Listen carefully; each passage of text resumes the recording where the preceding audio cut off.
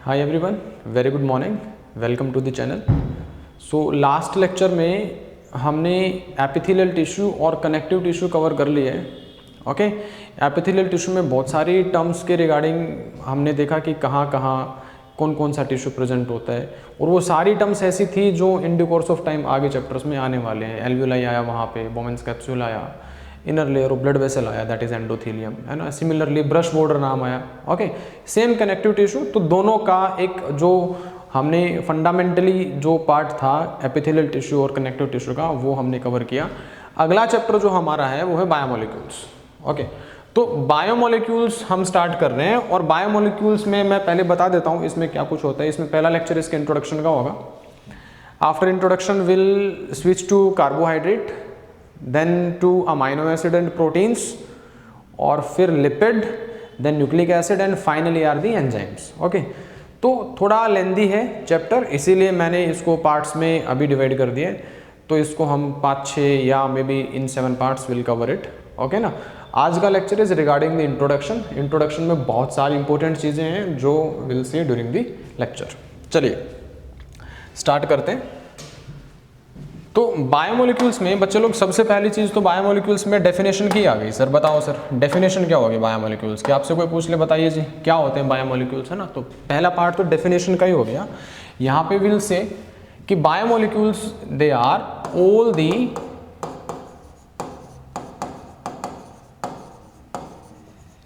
Carbon containing compound that we get from a living tissue.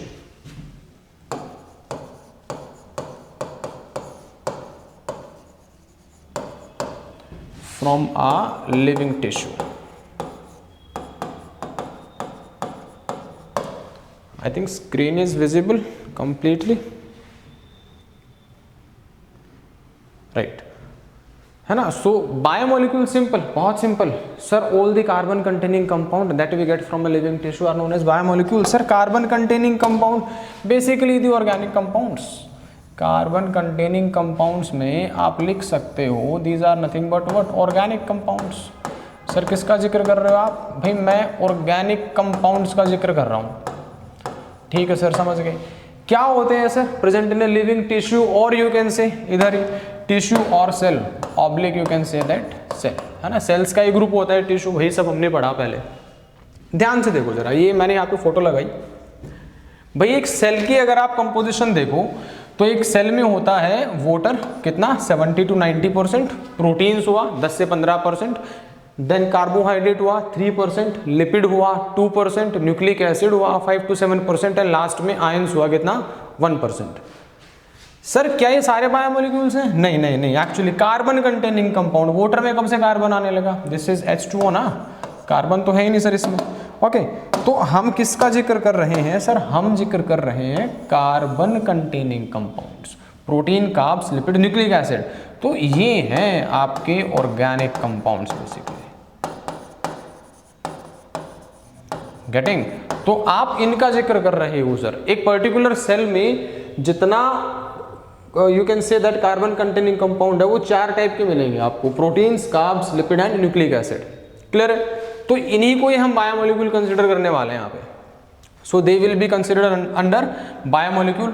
अब इस table से बार बार questions आते हैं, बार बार यहाँ से सवाल पूछे गए हैं। सबसे पहला तो इनको डिक्रीजिंग इंक्रीजिंग ऑर्डर में पूछ लेगा आपसे कि भैया ये सब चीजें हैं, बताइए इनको डिक्रीजिंग ऑर्डर में अरेंज करो, इनको इंक्रीजिंग ऑर्डर में अरेंज करो, है ना। तो याद रखना है वाटर सबसे ज्यादा अबंडेंट है। कितना है वाटर सर? 70 to 90% है वाटर। ठीक है, और आई थिंक थोड़ा बहुत आइडिया होगा, अर्थ पे भी 70% is water.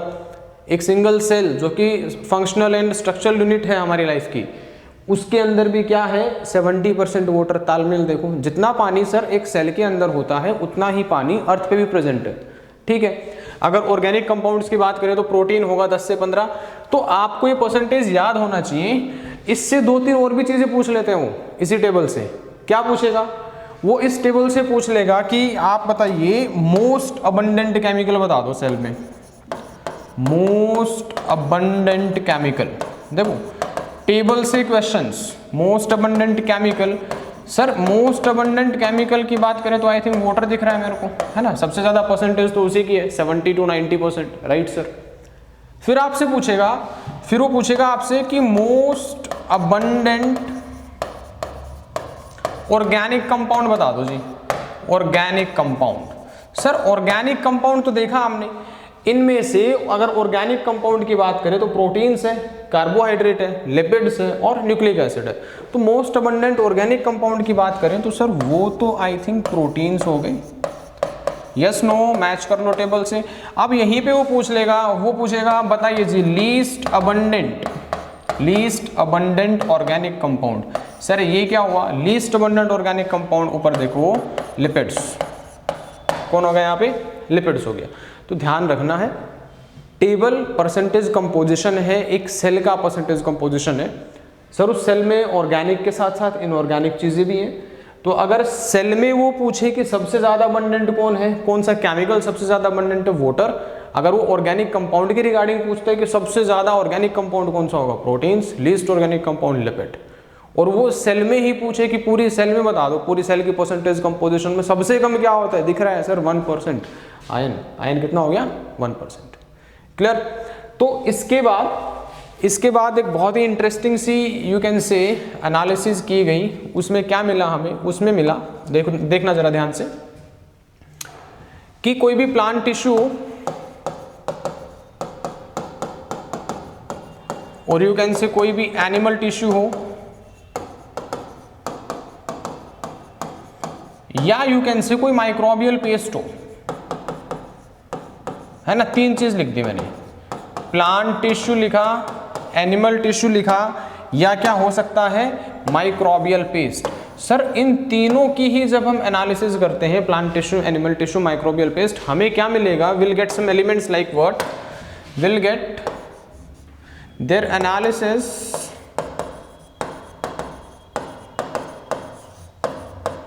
gives elements like what, carbon, hydrogen, oxygen etcetera. भाई कार्बन, हाइड्रोजन, ऑक्सीजन जैसे एलिमेंट्स आपको मिलेंगे अगर आप एक प्लांट टिश्यू को या एनिमल टिश्यू का माइक्रोबियल पेस्ट को एनालाइज करते हो। ठीक है। इंटरेस्टिंग चीज क्या है, इंटरेस्टिंग चीज है यहाँ पे, अगर आप एक अर्थ क्रस्ट के सैंपल को एनालाइज करते हो, you can say that analysis of a sample of earth crust. अगर आप अर्थ क्रस्ट के एक सैंपल की एनालिसिस करते हो, then also will get the same elements, will get same elements या सिमिलर लिखो, चलो सिमिलर एलिमेंट्स, क्योंकि परसेंटेज में थोड़ा सा डिफरेंस रहेगा। सर ये तो बहुत ही इंटरेस्टिंग हो गया। मतलब बेसिकली यहाँ से क्या इंटरप्रेट किया जा सकता है, यहाँ से इंटरप्रेट किया जा सकता है कि सर जो एलिमेंट ह्यूमन बॉडी में प्रेजेंट है वही एलिमेंट किस में प्रेजेंट है, अर्थ क्रस्ट में प्रेजेंट है। देखो दूसरा तालमेल, पहला मैंने बताया था आपको कि भैया वाटर का परसेंटेज कंपोजिशन एक सिंगल सेल में कितना है, 70 to 90%, और ये कहीं ना कहीं परसेंटेज मैच कर रहा है with the percentage of water on entire earth. Yes no, first correlation with earth. Second correlation, sir हमारे टिश्यू में, एनिमल टिश्यू या प्लांट टिश्यू या कोई भी लिविंग टिश्यू, अगर आप उसमें देखोगे उसमें आपको एलिमेंट्स मिलेगा like this, carbon, hydrogen, oxygen, है ना। Sir sample of earth crust आप जब देख रहे हो उसमें भी आपको क्या मिला, सेम एलिमेंट मिला। सर कहाँ है ये टेबल, कहाँ है, देखना जरा एक बारी। ये है जी अर्थ क्रस्ट और ह्यूमन बॉडी। आई थिंक सभी अर्थ क्रस्ट और ह्यूमन बॉडी में जितने एलिमेंट यहाँ प्रेजेंट है अर्थ क्रस्ट में, वही कहीं ना कहीं ह्यूमन बॉडी में प्रेजेंट है। देखो अर्थ क्रस्ट में भी same element present, human body में भी सेम एलिमेंट प्रेजेंट। तो सर इसका मतलब यही है कि एग्जैक्टली कि सेल जो है, सेल्यूलर कंपोजिशन जो है या लिविंग सिस्टम की जो कंपोजिशन है उसमें जितना एलिमेंट प्रेजेंट है वो सिमिलर है to the composition of soil, exactly, है ना। बस डिफरेंस क्या है, डिफरेंस है सर इनका परसेंटेज अबंडेंस, इसका डिफरेंस है। आप खुद देख लो, जो नीचे स्टार्ट करो, सिलिकॉन अगर अर्थ क्रस्ट में 27.7 है, ह्यूमन बॉडी में नेग्लिजिबल है। ऑक्सीजन देखो अर्थ क्रस्ट में 46 है, ये ह्यूमन बॉडी में 65 हो गया, है ना। अब कार्बन देखिए, अर्थ क्रस्ट में 0.03% मिलेगा, ये ह्यूमन बॉडी में कितना हो गया 18.5। हाइड्रोजन को मैंने हाईलाइट किया, हाईलाइट इसलिए किया क्योंकि जो पुराना एनसीईआरटी है, पुरानी एनसीईआरटी में इसको 0.5 लिखा है, 2025 में ही अपडेट हुआ है, तो जिसके पास पुरानी एनसीईआरटी है वो प्लीज़ अपना अपडेट कर लेना। ये 9.5 ही होता था, 9.5 ही है भी, है ना। वो एनसीईआरटी उसको 0.5 मान रहा था, कुछ अलग उनके पास कहीं ना कहीं फैक्ट्स होंगे, वी डोंट नो, पर ये 9.5 ही था पहले भी, तो अब अपडेट कर दिया एनसीईआरटी ने। एनसीईआरटी ने भी क्या किया, इसको 9.5 कर दिए। तो इसको जब हम कंपेयर करते हैं ना, तो हमारे पास एक बहुत ही अच्छा स्टेटमेंट निकल के आएगा। क्या निकल के आएगा, ध्यान से देखना जरा एक बारी। सर ऑक्सीजन तो दोनों में ही मैक्सिमम है ना। मैक्सिमम की अगर बात करें अर्थ क्रस्ट में भी और ह्यूमन बॉडी में भी मैक्सिमम एलिमेंट कौन सा प्रेजेंट है, ऑक्सीजन। और सर मिनिमम एलिमेंट की बात करें, सर अगर अर्थ क्रस्ट में मिनिमम की बात करें तो अर्थ क्रस्ट में होता है नाइट्रोजन मिनिमम, और ह्यूमन बॉडी की बात करें, ह्यूमन बॉडी में होता है नेग्लिजिबल, कौन सा, सिलिकॉन। ह्यूमन बॉडी में सिलिकॉन नेग्लिजिबल, अर्थ क्रस्ट में क्या हो गया, अर्थ क्रस्ट में नाइट्रोजन वेरी लिटिल। ठीक है, तो एक चीज मैं यहाँ पे ये बता रहा हूं आपको कि अगर मैं अर्थ क्रस्ट में मैक्स मिनिमा देखूं, अगर अर्थ क्रस्ट की बात करें सर, अर्थ क्रस्ट में जो मैक्सिमम होगा दैट इज ऑक्सीजन, जो मिनिमम होगा दैट विल बी नाइट्रोजन। और सर अगर ये सेम चीज हम ह्यूमन बॉडी पे लगाएं, देख लो सर, अगर ह्यूमन बॉडी की बात करें सर, ह्यूमन बॉडी में भी जो मैक्सिमम होगा again that will be oxygen, और जो मिनिमम होगा दैट विल बी कहीं ना कहीं सिलिकॉन। ठीक है, ये टेबल में है, आपको सारी परसेंटेज याद नहीं होंगी, है ना, ये एक एक परसेंटेज आप याद नहीं कर सकते, इसलिए मैंने क्या किया, इसलिए इनका मैक्सिमम मिनिमम बता दिया मैंने आपको। ठीक है, अब जो मैंने यहां स्टेटमेंट लिखा इससे पहले कि एक plant tissue, animal tissue, microbial paste, इसका जो एलिमेंटल कंपोजिशन है वो सिमिलर है to the elemental composition of a sample of earth crust. अब इसमें ना, इसमें थोड़ा सा डिफरेंस है। क्या डिफरेंस है, देखना जरा क्या डिफरेंस होगा। However you can say a close analysis reveals that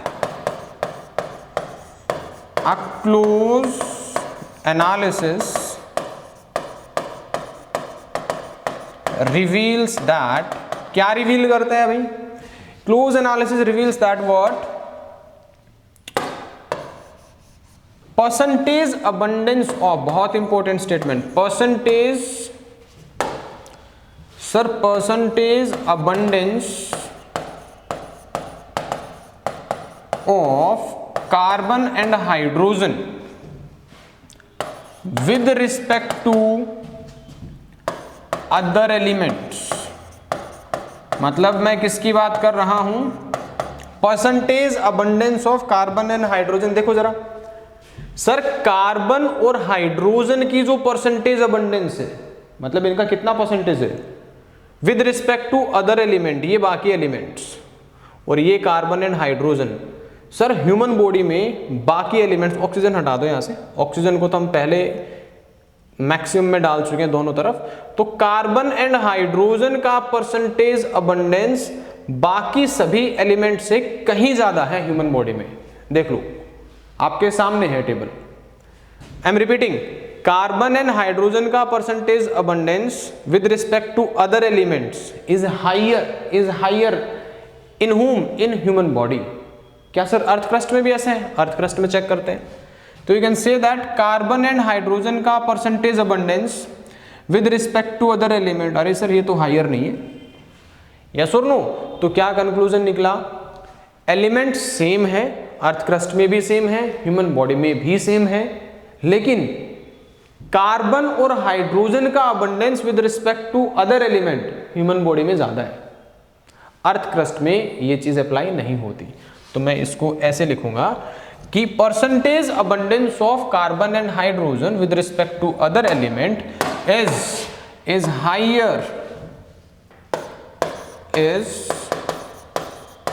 higher in living organism than in earth crust। हाँ जी भाई, समझ में आना चाहिए सबको, है ना। तो मैंने टेबल से आप लोगों को आइडिया दे दिया है, ये क्लियर होना चाहिए कहीं ना कहीं, ऐसे नहीं सर ने लिखवा दिया हमने रट लिया, बिल्कुल क्लियरली दिख रहा है सर। कार्बन हाइड्रोजन की परसेंटेज अबंडेंस बाकी सभी से ज्यादा है ह्यूमन बॉडी में। अर्थ में ऐसा नहीं है, कार्बन हाइड्रोजन की परसेंटेज अबंडेंस बाकी सभी से ज्यादा नहीं है, कम है बल्कि, देखो ना, यस नो। तो ये याद रखना। अच्छा सर, ऑक्सीजन की परसेंटेज अबंडेंस बाकी सभी से ज्यादा है, तो आप CHO लिख देते भाई, बिल्कुल ठीक बात है, लेकिन फिर कंपैरिजन कहाँ का रह गया, इधर भी ज्यादा है इधर भी ज्यादा है, हम तो कंपेयर कर रहे हैं ना अर्थ क्रस्ट के साथ। तो ऑक्सीजन तो ज्यादा है ही, नो डाउट। अगर कोई स्टेटमेंट बोले percentage abundance of oxygen with respect to other element is higher in human body, exactly correct, ये मत बोलना वहां पे, नहीं सर आपने तो कार्बन एंड हाइड्रोजन लिखवाया था। भैया उस टाइम पे मैं इसको कंपेयर कर रहा हूं विद अर्थ क्रस्ट, अभी तो सिंपल स्टेटमेंट डाल देता है कि percentage abundance of oxygen in earth crust is higher with respect to other elements, बिल्कुल ठीक बात है सर, है ही वो तो हायर, है ना। तो ये तो हायर है ही ऑक्सीजन, दोनों में लिख लिया ना हमने। ऑक्सीजन सर इधर भी मैक्सिमम है, ऑक्सीजन इधर भी मैक्सिमम है। कार्बन हाइड्रोजन देखो बाकी सभी से कहीं ज्यादा है ह्यूमन बॉडी में, लेकिन वो अर्थ क्रस्ट में कार्बन हाइड्रोजन बाकी सभी से ज्यादा नहीं है। तो क्लियर होना चाहिए। अब यहां से स्टेटमेंट घूमता है, पता नहीं बच्चा कहां अटकता है कहां नहीं अटकता, बार बार लेके आएगा एनसीईआरटी के स्टेटमेंट, सर ये स्टेटमेंट समझाओ, ये स्टेटमेंट समझाओ। जब भी आप ये चीज पढ़ो अपनी टेबल खोल के पढ़ना, है ना, बहुत गड़बड़ करता है यहाँ पे, ठीक है। वो एक स्टेटमेंट ऐसे लिखा हुआ है 2-3 लाइन में, वो समझ में नहीं आता और फिर वो कंफ्यूज होता रहता है। तो ध्यान से जब भी पढ़ो अपनी टेबल देख लेना, ठीक है। तो कंक्लूजन यहाँ ये है कि अगर हम सिर्फ एलिमेंटल लेवल पे देखें तो हाँ sir, plant tissue, animal tissue और माइक्रोबियल पेस्ट में जो एलिमेंट्स मिलते थे लाइक CHO, वो सेम एलिमेंट आपको कहाँ मिल रहे हैं, सैंपल ऑफ अर्थ क्रस्ट में भी आपको सिमिलर एलिमेंट्स मिल रही है, ठीक है। और एक सेल की कंपोजिशन देखें, सेल की कंपोजिशन आपके सामने है, जिसमें आपसे मोस्ट अबंडेंट ऑर्गेनिक कंपाउंड, फिर लीस्ट अबंडेंट ऑर्गेनिक कंपाउंड, ये सब आपसे पूछता है, ऑलरेडी हमने यहाँ पे लिख लिया। ओके सर, क्या इस टेबल को थोड़ा सा और ब्रेक कर सकते हैं, कुछ और देखें इसमें। सर क्या ये नो के नो एलिमेंट्स का परसेंटेज हमें याद रखना है, मत रखना, क्योंकि जैसे तैसे रट लोगे भूल जाओगे तुरंत। आप इस पे एक और शॉर्टिंग लगा सकते हो, क्या लगा सकते हो सर, आप इस पे बोल सकते हो कि सर ध्यान से, carbon, hydrogen, oxygen, nitrogen, sulphur, ये ज्यादा होते हैं किससे, जो 4 एलिमेंट बच गए, टोटल 9 एलिमेंट है यहाँ पे, 4 कौन कौन से बच गए sir, sodium, sir magnesium, sir calcium and what sir, silicon. I am repeating, carbon, hydrogen, oxygen, nitrogen, sulphur ज्यादा होगा then sodium, magnesium, calcium and silicon, किसमें, इन ह्यूमन बॉडी।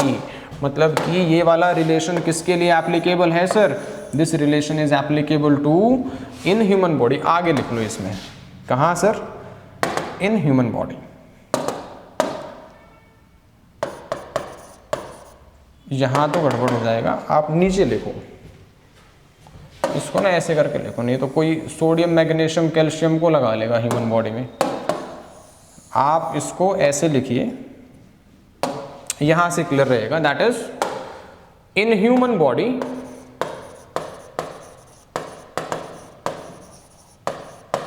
क्या होगा जी, ह्यूमन बॉडी में, ह्यूमन बॉडी में carbon, hydrogen, oxygen, nitrogen और sulphur की percentage ज्यादा होगी, सोडियम, मैग्नीशियम, कैल्शियम, सिलिकॉन। देख भी लो, आप देख लो जरा, सिलिकॉन हो गया, मैग्नीशियम हो गया, फिर कैल्शियम हो गया, ये सोडियम हो गया, इन सब से कहीं ज्यादा है कार्बन 18.5, हाइड्रोजन 9.5, बिल्कुल ज्यादा है सर, ऑक्सीजन भी है, हाइड्रोजन भी है।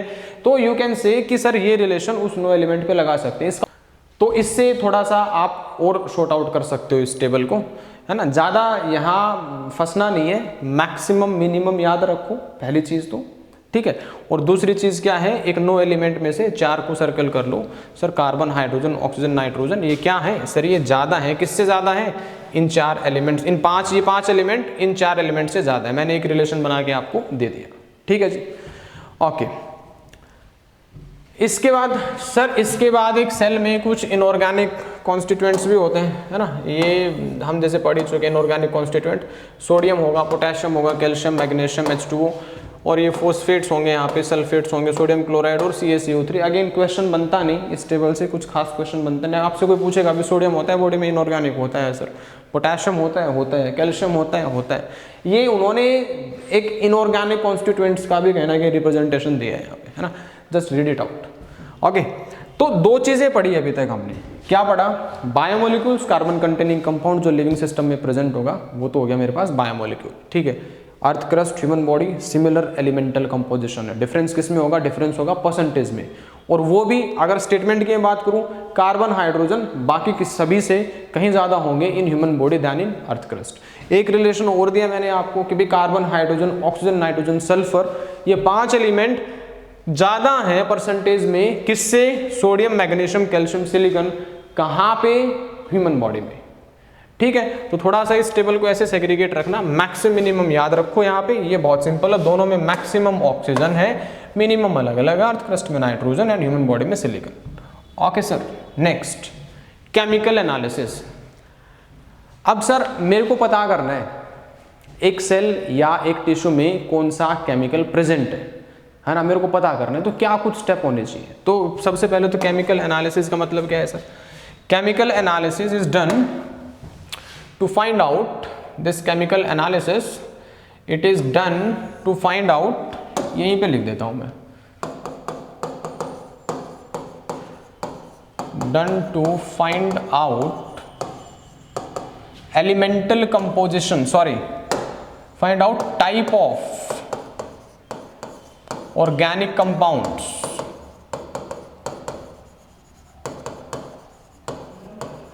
present in a cell, in a cell oblique tissue.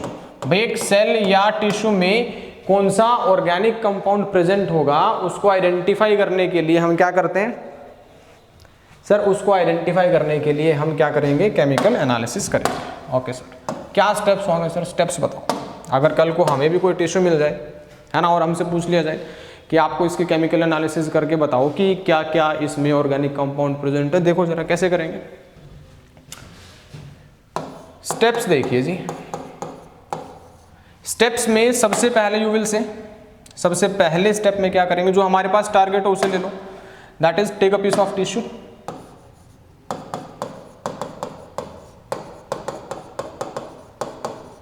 Take a piece of tissue.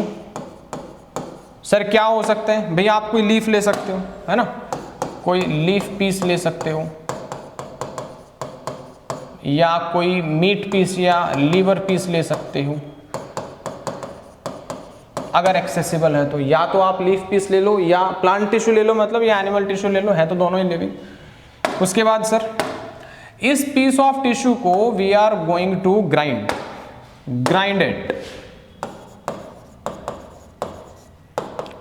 It with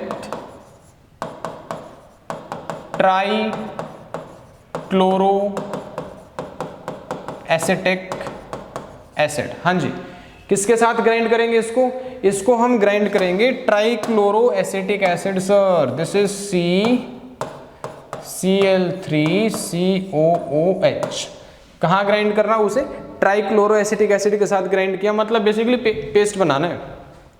tissue लिया, उसमें एसिड डाला, मोर्टार पेसल यूज करके उसको ग्राइंड कर दिया, तो क्या बनेगा सर, पेस्ट बन जाएगा।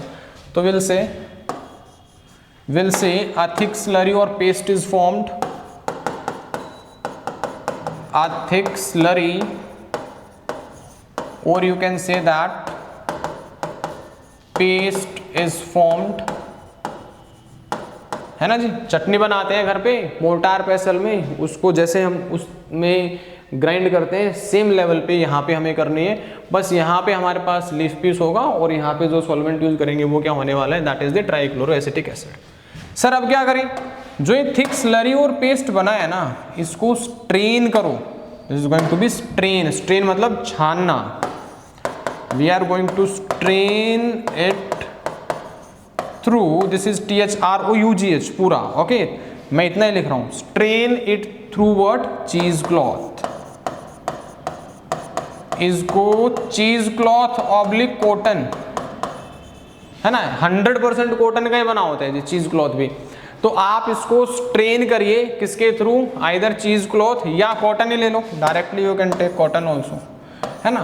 तो मैं आपसे ये कह रहा हूं, मानो कि यहां मैंने एक प्लेटफॉर्म लगा रखा है लाइक दिस, है ना, इस पे मैंने दोनों तरफ से कॉटन लगा दिया, ये कॉटन लगा दिया जी मैंने, ये मैंने प्लेटफॉर्म मतलब ये हैंगिंग पोर्शन में है, कॉटन मैंने ऐसे लगा रखा है एक प्लेटफॉर्म पे।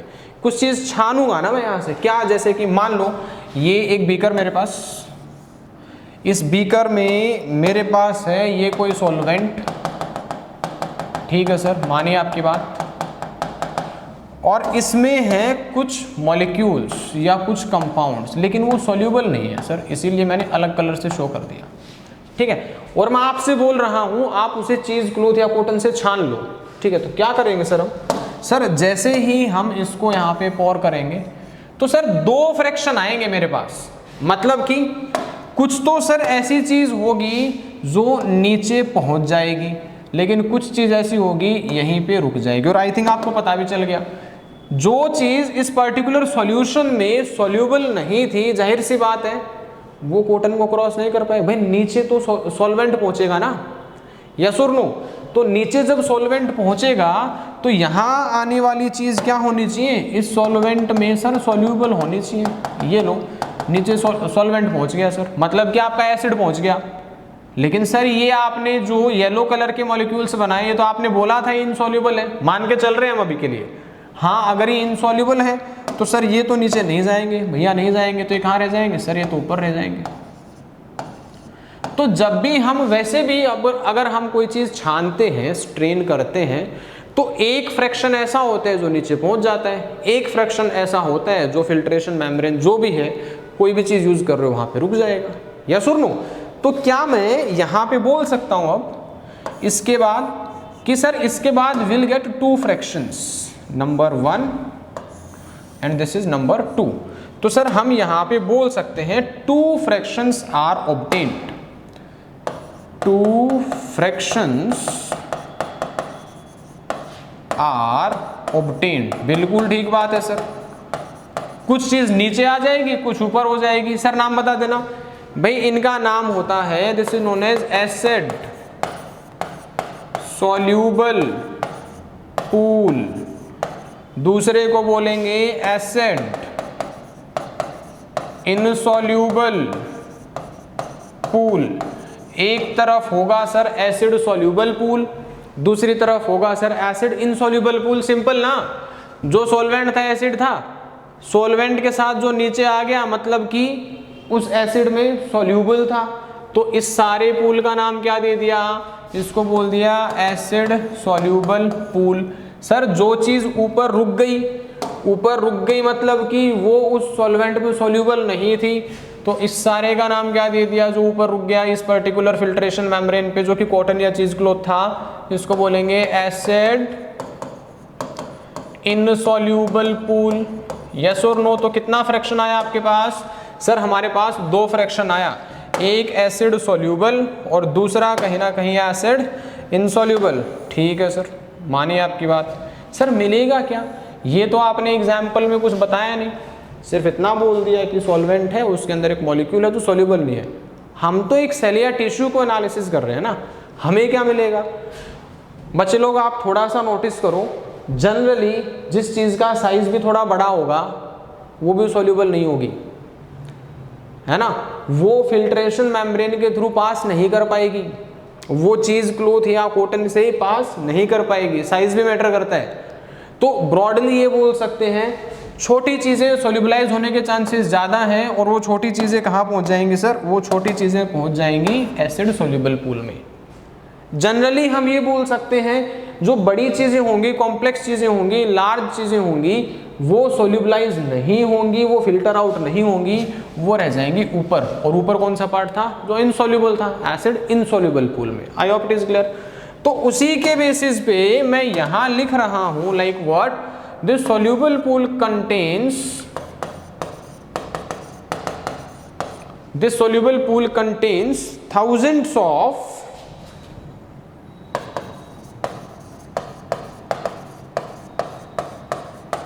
small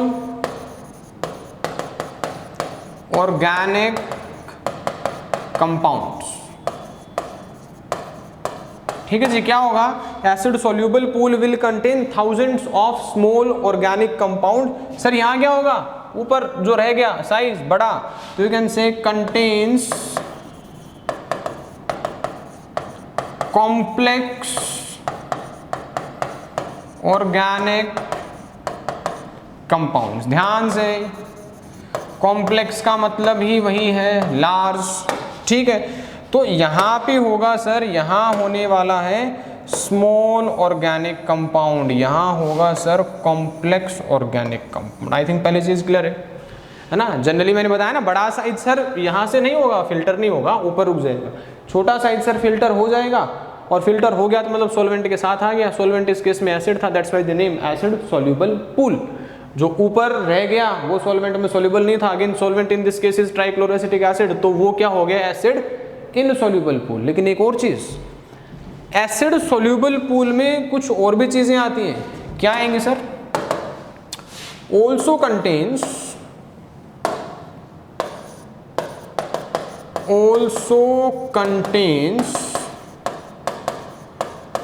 inorganic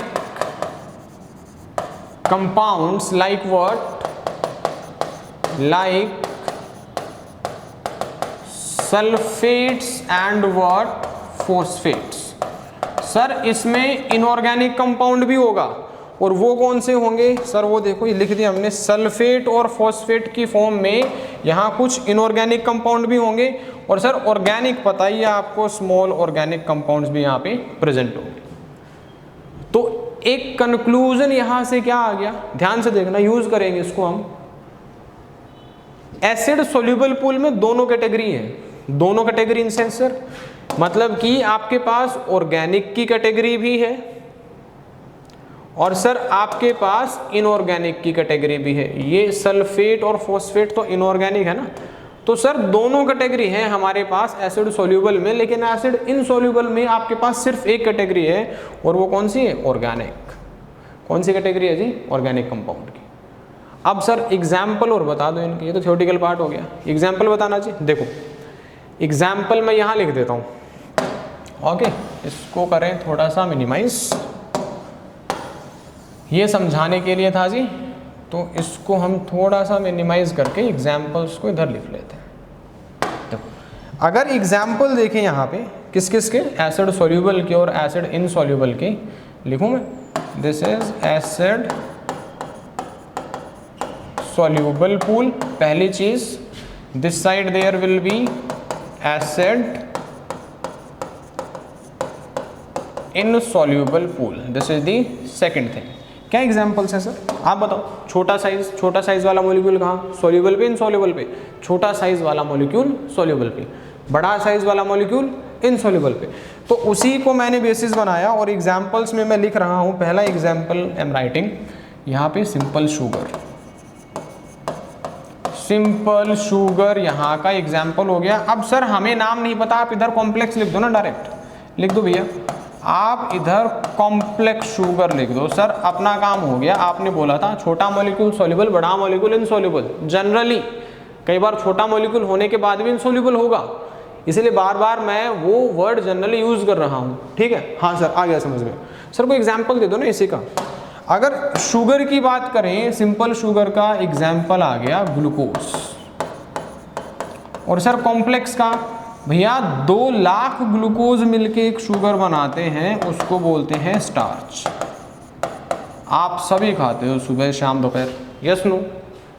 तो स्टार्च में क्या है, इसी का कॉम्प्लेक्स वर्जन है। कितना molecule, 2 lakh molecule of glucose are found in starch. एक मॉलिक्यूल स्टार्च का बनेगा जब 2 लाख कंबाइन हो जाएंगे, तो हो गया ना। तो साइज ये छोटा साइज, मॉलिक्यूलर वेट कम, मॉलिक्यूलर वेट ज़्यादा, कॉम्प्लेक्स स्ट्रक्चर इसका। Yes no? Okay sir. Second may be इसका आपको आइडिया हो, सेकेंड वाले का। यहाँ पे होता है सर अमाइनो एसिड, और भाई अमाइनो एसिड मिलके क्या बनाते हैं, आई होप आइडिया होगा ये सर। अमाइनो एसिड मिलके बना देते हैं प्रोटीन्स। क्या बना देंगे सर? अमाइनो एसिड मिलके बना देगा सर प्रोटीन्स, है ना। तो प्रोटीन्स क्या होते हैं, प्रोटीन्स कहीं ना कहीं कॉम्प्लेक्स फॉर्म होते हैं अमाइनो एसिड के, पॉलीमर होते हैं अमाइनो एसिड के। बहुत सारे अमाइनो एसिड मिलके प्रोटीन बनाया, जैसे बहुत सारे ग्लूकोज ने मिलके स्टार्च बनाया। तीसरा एग्जाम्पल सर, एग्जाम्पल नंबर 3 में यू विल से sir this side this is nucleoside and what, nucleotide. अब जो बच्चा पहली बार पढ़ रहा है ना, उसके लिए टर्म्स नहीं है। 11th क्लास में अगर कोई बच्चा न्यूक्लियोसाइड सुनेगा तो उसे कुछ समझ में नहीं आना। भैया इतना याद रखो कि जैसे कि अमाइनो एसिड ने मिलकर प्रोटीन बनाया था ना, उसी तरीके से बहुत सारे न्यूक्लियोटाइड मिलके क्या बना देते हैं, न्यूक्लिक एसिड। अब सर अपन ने न्यूक्लिक एसिड के बारे में भी नहीं सुना। न्यूक्लिक एसिड में आता है आपका डीएनए और आरएनए। अगर इसमें एग्जाम्पल की बात करूं, अब ये मत बोलना सर हमने डीएनए आरएनए भी नहीं सुना, ठीक है। तो जो आप बचपन से डीएनए आरएनए करते आ रहे हो, उस डीएनए का जो कंपोनेंट है, मोनोमर यूनिट है जिसका वो बना हुआ है डीएनए, वो न्यूक्लियोटाइड होता है। और न्यूक्लियोटाइड के अंदर न्यूक्लियोसाइड होता है। मतलब सर ये तो छोटे मॉलिक्यूल हो गए ना, और पता नहीं कितने न्यूक्लियोटाइड मिलके एक डीएनए बनाते हो, बड़ा मॉलिक्यूल हो गया सर। अगेन वही जनरली साइज के बेसिस पे यू कैन से बड़ा साइज सर ऊपर रह जाएगा, सोल्यूबल नहीं होगा। जनरली छोटा साइज सर सोल्यूबल हो जाएगा। Yes no? लास्ट है इस केस में, लास्ट है लिपिड, और लिपिड को अभी के लिए मैं अलग कलर से लिख देता हूँ और इधर लिख देता हूँ, है ना। लिपिड का जिक्र करेंगे, अच्छे से करेंगे लिपिड के बारे में, लिपिड्स, ठीक है। तो ये हो गए हमारे पास कुछ एग्जाम्पल्स। एक सेल में यही सब तो पढ़ा था हमने, गौर करो। सबसे पहली स्लाइड मैंने आप लोगों को जहां परसेंटेज कंपोजिशन दिखाया था सेल का, उसमें इसके अलावा कुछ पढ़ा आपने? सर वो तो आपने तभी बता दिया था। हाँ तो तब बताया ना, लेकिन अब कोई सेल मिल जाए, एनालिसिस करना मिल जाए, केमिकल एनालिसिस करके दो, तो ये हमारे स्टेप्स हैं, ठीक है। क्या करने वाले हम सर, हम करेगा सबसे पहले हमें वो पीस ऑफ टिश्यू चाहिए, फिर यहाँ एसिड क्या यूज करेंगे, ट्राइक्लोरोएसिटिक एसिड यूज करेंगे, एक पेस्ट बन जाएगा सर, बिल्कुल ठीक बात। और उसको स्ट्रेन कर लेंगे हम, किसके थ्रू, कॉटन या चीज क्लॉथ के थ्रू स्ट्रेन करेंगे सर। 2 फ्रैक्शन मिलेगा, कुछ नीचे आ जाएगा, कुछ ऊपर रह जाएगा। नीचे आ गया तो वो एसिड सोल्यूबल के साथ आ गया। अच्छा एक नाम और भी आ गया, देखो इसके बेसिस पे, जो चीज नीचे आ गई मतलब कि वो फिल्टर हो गई, राइट। जो चीज नीचे ही आ गई ना सर, नीचे ही आ गई तो फिल्टर हो गई। तो एसिड सोल्यूबल पूल का दूसरा नाम भी होता है, इसे क्या बोलते हैं, और you can say that filtrate. This is known as filtrate. इधर मत लिखो, आप यहां लिखो एसिड सोल्यूबल पूल।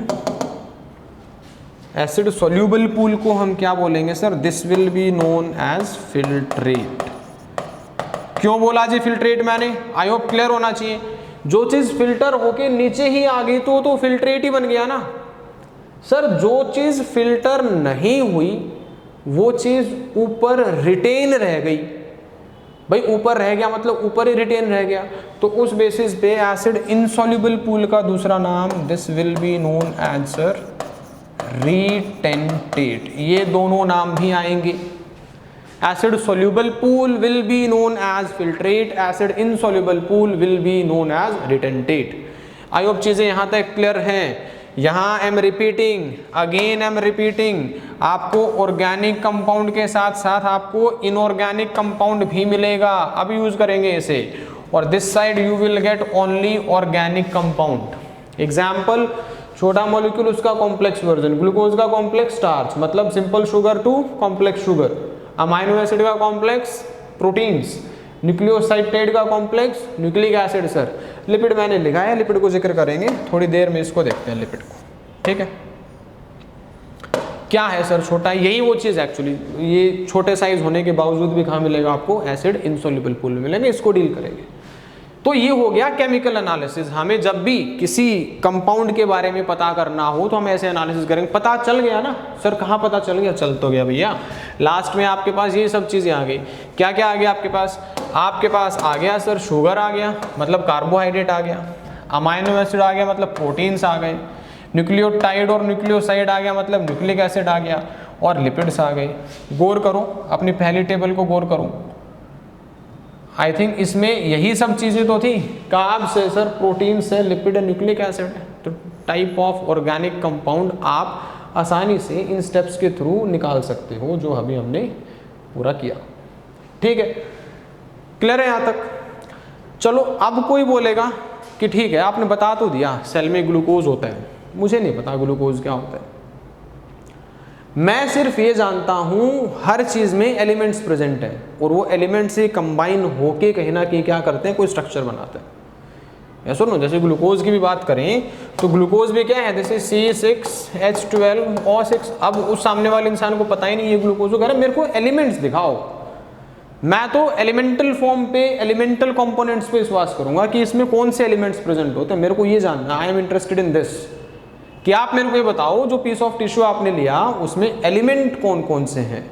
तो एलिमेंट की एनालिसिस के लिए हम क्या करेंगे, मतलब एलिमेंट की कंपोजिशन पता करने के लिए हम क्या करेंगे, एलिमेंटल एनालिसिस करेंगे।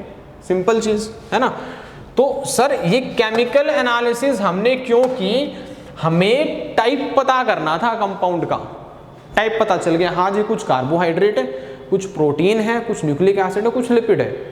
अब हम क्या चाहते हैं कि हमें कार्बोहाइड्रेट में पता चले एलिमेंट्स कौन से हैं, प्रोटीन में पता चले। Basically we want to know कि एक सेल और टिश्यू में कौन से एलिमेंट्स होते हैं, है ना। जैसे कि एक चीज़ और मैं आपको बता दूं, यहाँ लिख देता हूँ कि हमारी बॉडी को बोलोगे सर चलो अपनी बॉडी को हम एक एक लेवल से डिसइंटीग्रेट करते चलते हैं, तो अल्टीमेटली तो एलिमेंट्स पे पहुंचेंगे।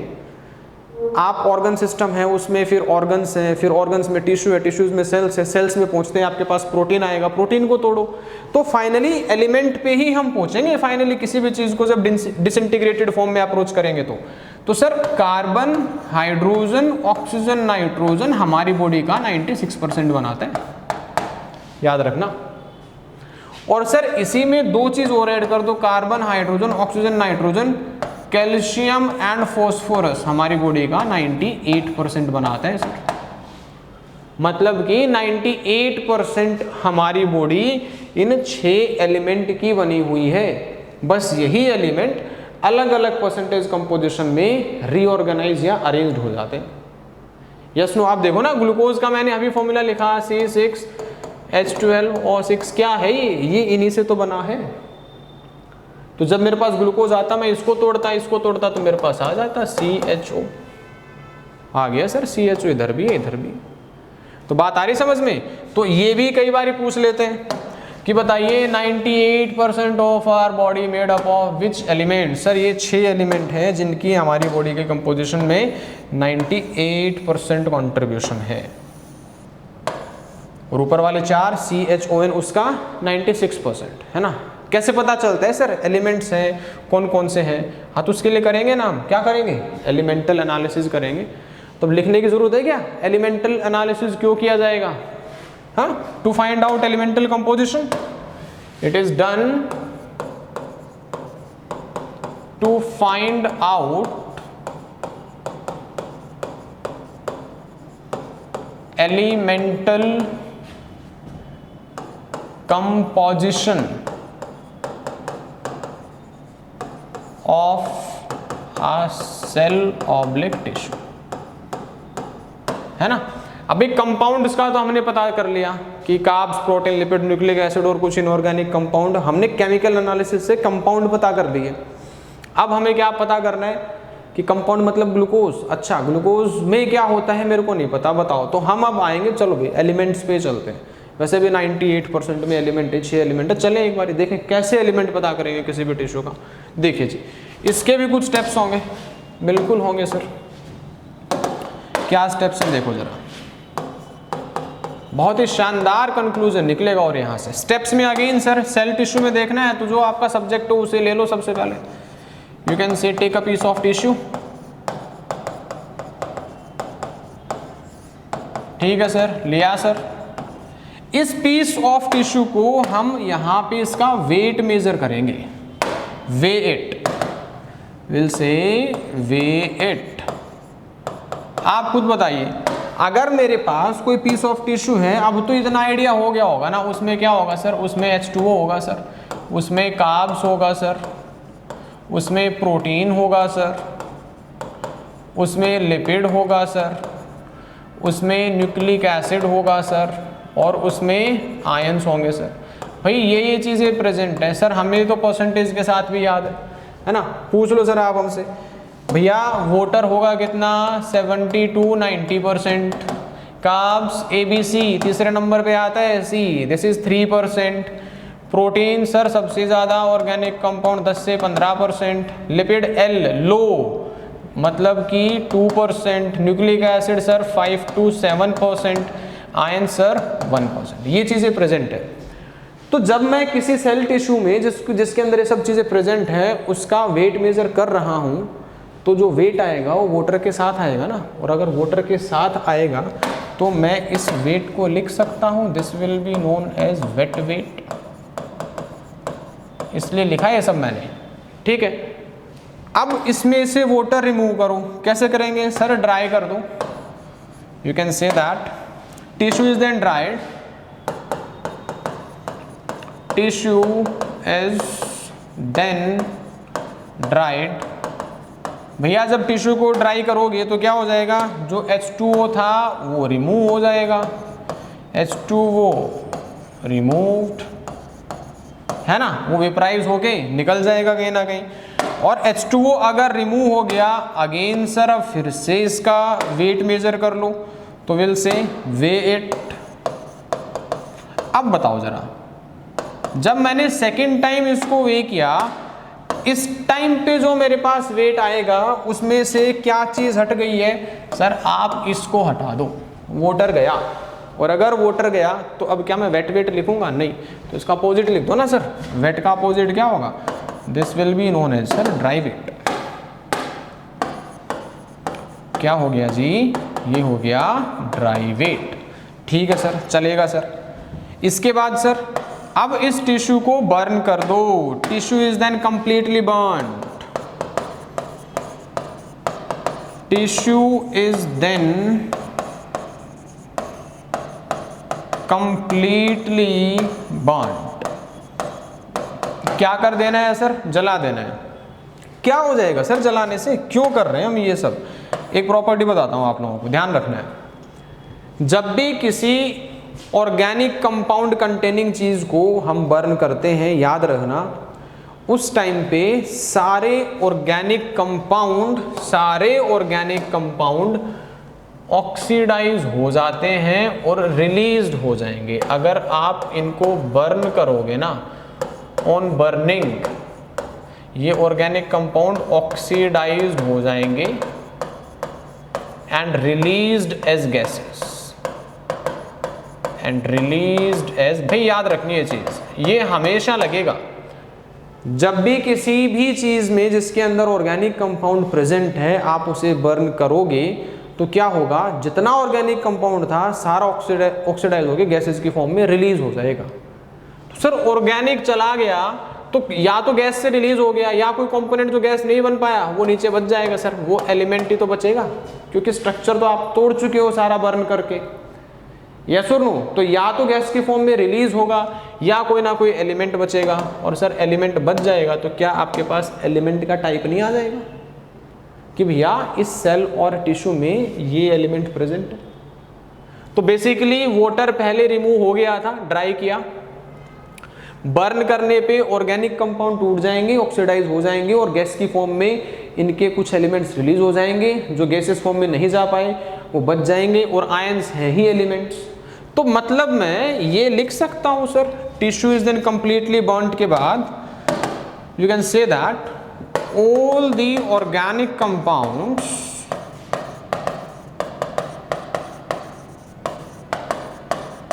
gets oxidized and released in the form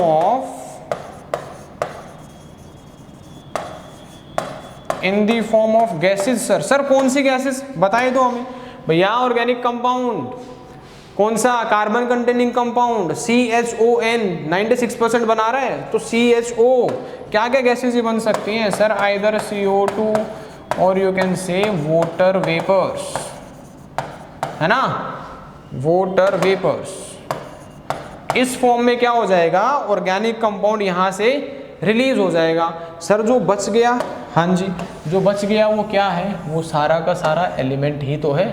और वैसे भी आप लोगों ने देखा होगा, अगर मैं बात करूं हमारी बॉडी में ऑर्गेनिक कंपाउंड भरा हुआ है, इनऑर्गेनिक भी है, या सुनो, तो जब भी किसी की डेथ होती है और डेड बॉडीज को बर्न किया जाता है तो finally you are left with what? Ash. या सुनो, क्या है उसमें? एलिमेंट्स ही तो हैं। कौन से एलिमेंट है सर? वही एलिमेंट है जो सोयल में था। यस और नो? भाई कोई स्ट्रक्चर नहीं बचता, सारा स्ट्रक्चर कहीं ना कहीं डिसइंटीग्रेट होगा, ऑर्गेनिक कंपाउंड ऑक्सीडाइज हो जाएगा, ultimately we are left with ash only. और उस एश की कंपोजिशन अगर आप देखोगे उसमें आपको सिर्फ एलिमेंट्स मिलेंगे, और एलिमेंट्स मिलेंगे तो वही तो हमें चाहिए था सर, हमें एलिमेंटल एनालिसिस ही तो चाहिए थी। मिल गया आपको एलिमेंट, और वो उसको थोड़ी देर क्या करो ना, उसको मिट्टी के साथ मिक्स कर दो, ऐश को, जो किसी भी डेड बॉडी की ऐश है उसे मिट्टी के साथ मिक्स करोगे तो you can not differentiate between this soil and this ash, you can say. Okay, तो मतलब ये है कि जो मिट्टी की कंपोजिशन थी वही हमारी बॉडी की कंपोजिशन है।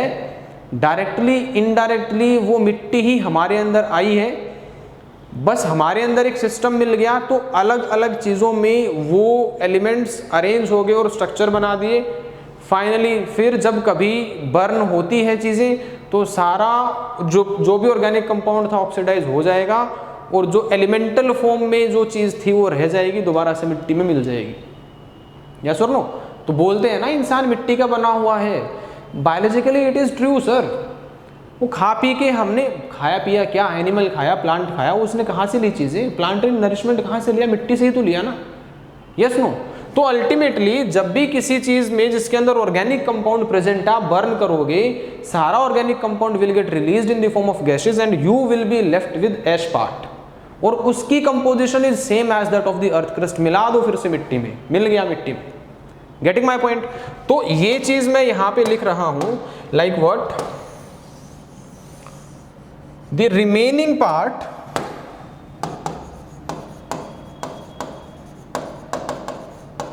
the remaining part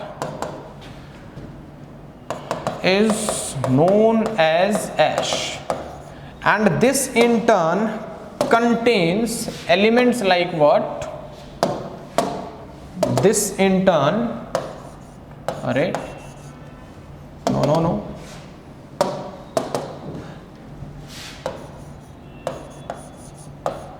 this in turn you can say contain elements like calcium, magnesium। NCERT ने बोला है contains elements like calcium, magnesium etc। ठीक है जी। तो ये हो गई आपके पास elemental analysis. Elemental analysis is done to find out elemental composition of a cell. कौन कौन से एलिमेंट्स हैं उस सेल के अंदर, इसलिए क्या किया जाता है? एलिमेंटल एनालिसिस किया जाएगा सर। ये इसके क्या हो गए सर? ये हो गए इसके स्टेप्स। ये सर एलिमेंटल एनालिसिस के स्टेप्स हो गए। टिश्यू लेंगे, उसको उसका वेट मेजर करेंगे। टिश्यू है तो ये सारी चीज़ें उसके अंदर होंगी। पानी आएगा तो सर वेट वेट, फिर उसे ड्राई करो, हटा दो, पानी को हटा दो, फिर उसका वेट मेजर करो तो आएगा वो ड्राई वेट। फिर इस टिश्यू को जला दो, किसी न किसी एनिमल या प्लांट का पार्ट होगा ना, लिविंग का पार्ट था ना, ऑर्गेनिक कंपाउंड होगा ना, सारा ऑर्गेनिक कंपाउंड ऑक्सीडाइज होकर रिलीज हो जाएगा। Organic compound gets oxidised and released किस फॉर्म में? गैसेस फॉर्म में रिलीज हो जाएगा सर। बचेगी राख आपके पास। जो राख बचेगी, जो ऐश बचेगी, उसमें फाइनली क्या है? एलिमेंट्स ही हैं। और ये कैल्शियम मैग्नीशियम है, ये कैल्शियम मैग्नीशियम सर वही कैल्शियम मैग्नीशियम है जो थोड़ी देर पहले हम जिक्र कर रहे थे, कहाँ पे, अर्थ क्रस्ट और ह्यूमन बॉडी में। लौटा दो ना सर, लौटा दो कैल्शियम मैग्नीशियम, तो क्या लेके जाओगे आप, कुछ नहीं जाएगा, एलिमेंट भी साथ नहीं जाने वाला, है ना। यही सब चीज़ें हमने कहीं ना कहीं अर्थ से इनडायरेक्टली एक्वायर किया था, वो लास्ट टाइम पे वो सब चीज़ें अर्थ में डिवोट की जाती हैं। क्लियर है, सभी को क्लियर है। तो ऐश एनालिसिस इसको बोला जाएगा, क्योंकि जो फाइनल पार्ट है वो ऐश होता है, तो इसका दूसरा नाम कई बार ये भी पूछ लेते हैं, it is also known as what, it will be known as ash analysis. Ash analysis, तो दो चीज़ें हो गई सर, अगर केमिकल्स की एनालिसिस करनी है, टाइप ऑफ कंपाउंड्स की एनालिसिस करनी है, सॉरी केमिकल नहीं, अगर टाइप ऑफ कंपाउंड की एनालिसिस करनी है तो हम केमिकल एनालिसिस करेंगे। अगर हमें किस एलिमेंटल कंपोजिशन में उस पर्टिकुलर टिश्यू या सेल में चीज़ें अरेंज्ड है वो करना है, हमें एलिमेंट्स देखने हैं, तो हम क्या करेंगे, एलिमेंटल एनालिसिस करेंगे। क्लियर है सभी का, ओके सर। अब अगेन एक इंटरेस्टिंग सा और छोटा सा टॉपिक, बायो माइक्रो और बायो मैक्रो मॉलिक्यूल। अब थोड़ा बहुत आइडिया लग गया होगा, मैंने बार बार एसिड सोल्यूबल इनसोल्यूबल पे बोला था, छोटे मॉलिक्यूल्स, बड़े मॉलिक्यूल्स, छोटे विल गेट सोल्यूबलाइज्ड जनरली, बड़े विल नॉट गेट सोल्यूबलाइज्ड, बड़े ऊपर रह जाएंगे, ऊपर रह गया रिटेंटेट पार्ट, छोटा फिल्टर हो जाएगा, फिल्टर हो गया फिल्ट्रेट पार्ट, है ना। तो उन मॉलिक्यूल्स के मॉलिक्यूलर वेट के बेसिस पे हमने इन कंपाउंड्स को दो में डाल दिया, इन मॉलिक्यूल्स को दो कैटेगरी में डाल दिया। कौन कौन सा सर, एक है मेरे पास बायो मैक्रो मॉलिक्यूल और दूसरा है बायो माइक्रो मॉलिक्यूल, लिख लो। One is sir bio micro molecule, okay sir. और इसी के साथ हम क्या पढ़ने वाले हैं, this is bio macro molecule. भाई थोड़ा बहुत आइडिया तो आपको नाम से लग गया होगा, बायो माइक्रो और मैक्रो, मतलब माइक्रो कहीं ना कहीं साइज या मॉलिक्यूलर वेट कम, तो you can say have molecular wait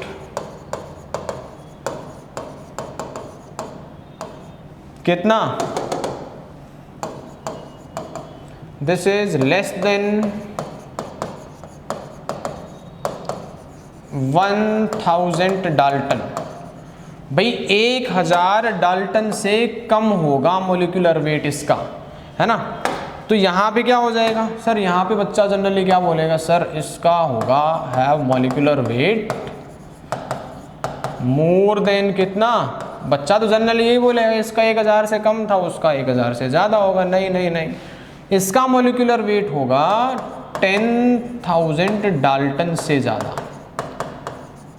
sir ये क्या हुआ सर, ये एकदम से क्या हो गया, 1000 से हम जंप कर गए, कितने पे जंप कर गए, 10,000 डाल्टन। बीच में कोई चीज़ नहीं आएगी, हाँ नहीं आएगी ना। अरे थोड़ी देर पहले मैंने बताया भाई एक ग्लूकोज है एक तरफ, सिंपल शुगर जिसको बोला, इससे जब कॉम्प्लेक्स शुगर बनेगा, मानो स्टार्च बनेगा, कितना ग्लूकोज है स्टार्च के अंदर, सर 2 लाख है ना। तो ये तो कितना था, ये सर 1000 से नीचे था, 1000 के अंडर था इसका मॉलिक्यूलर वेट। जब ये 2 लाख कंबाइन हो जाएंगे तो कोई 2000 थोड़ा ना बनेगा, 3000 थोड़ा ना बनेगा, सीधा जंप करेगा सर 10,000 से ऊपर। सेम सिनेरियो है प्रोटीन्स का, सेम न्यूक्लिक एसिड का सिनेरियो है। तो बीच की कैटेगरी में हम यही बोलेंगे कि कंपाउंड एग्जिस्ट ही नहीं कर रहा भाई, या तो कोई सिंपल है या कॉम्प्लेक्स है। कॉम्प्लेक्स है तो बहुत कॉम्प्लेक्स बड़ा होगा ना, सिंपल से कहीं ज़्यादा बड़ा होगा, तो इतने गैप के बाद ही उसका फिर मॉलिक्यूलर वेट आएगा। ठीक है, ओके सर, पहली चीज़ क्लियर, ठीक है। अच्छा डाल्टन वगैरह, ये जो डाल्टन होगा, ये डाल्टन जो होता है 1 dalton equals to 1 atomic mass unit. एक डाल्टन क्या होगा सर, 1 एटॉमिक मास यूनिट होगा। जैसे कि H2O है, H2O में इसका देखना जी, इसका टोटल मॉलिक्यूलर वेट कितना होगा, इसका टोटल हाइड्रोजन 2 ऑक्सीजन कहीं ना कहीं कितना हो गया, 16 हो गया, तो ये हो गया 18 हो गया। तो इसको हम 18 डाल्टन बोल सकते हैं, और इसी को हम 18 एटॉमिक मास यूनिट भी बोल सकते हैं। गेटिंग, मतलब कि 1 डाल्टन इक्वल्स टू 1 AMU। ठीक है, बाकी केमिस्ट्री में सीखना इतना बहुत है। चलिए, तो पहली चीज पता चली, 1000 से कम, 10,000 से ज़्यादा, और इस 1000 से कम का इन्होंने एक कैटेगरी भी दी, कितने के कितने बीच का सर, ये बिटवीन 18 to 800 डाल्टन, ये लो, ये भी दे दिया, 18 से लेके 800 डाल्टन के बीच में रहेगा, ठीक है, ओके, उसमें कोई कैटेगरी नहीं दे कितना ऊपर होगा। दूसरी चीज सर, सेकंड थिंग सर, ये अगर छोटे हैं मॉलिक्यूलर वेट इनका तो कहाँ मिलेंगे, ये एसिड सॉल्युबल में मिलेगा या ये एसिड इनसॉल्युबल में मिलेगा, गेस करो, आप लोग गेस करो।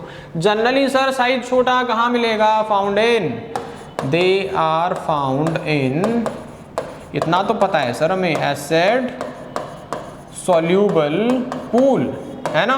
ये कॉम्प्लेक्स है सर, कहाँ मिलेंगे,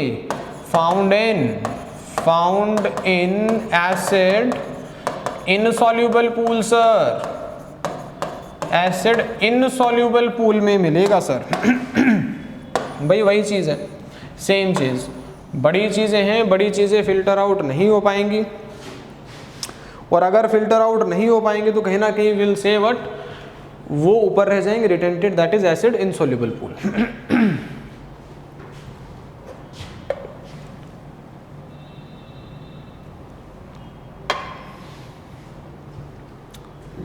okay sir, next one.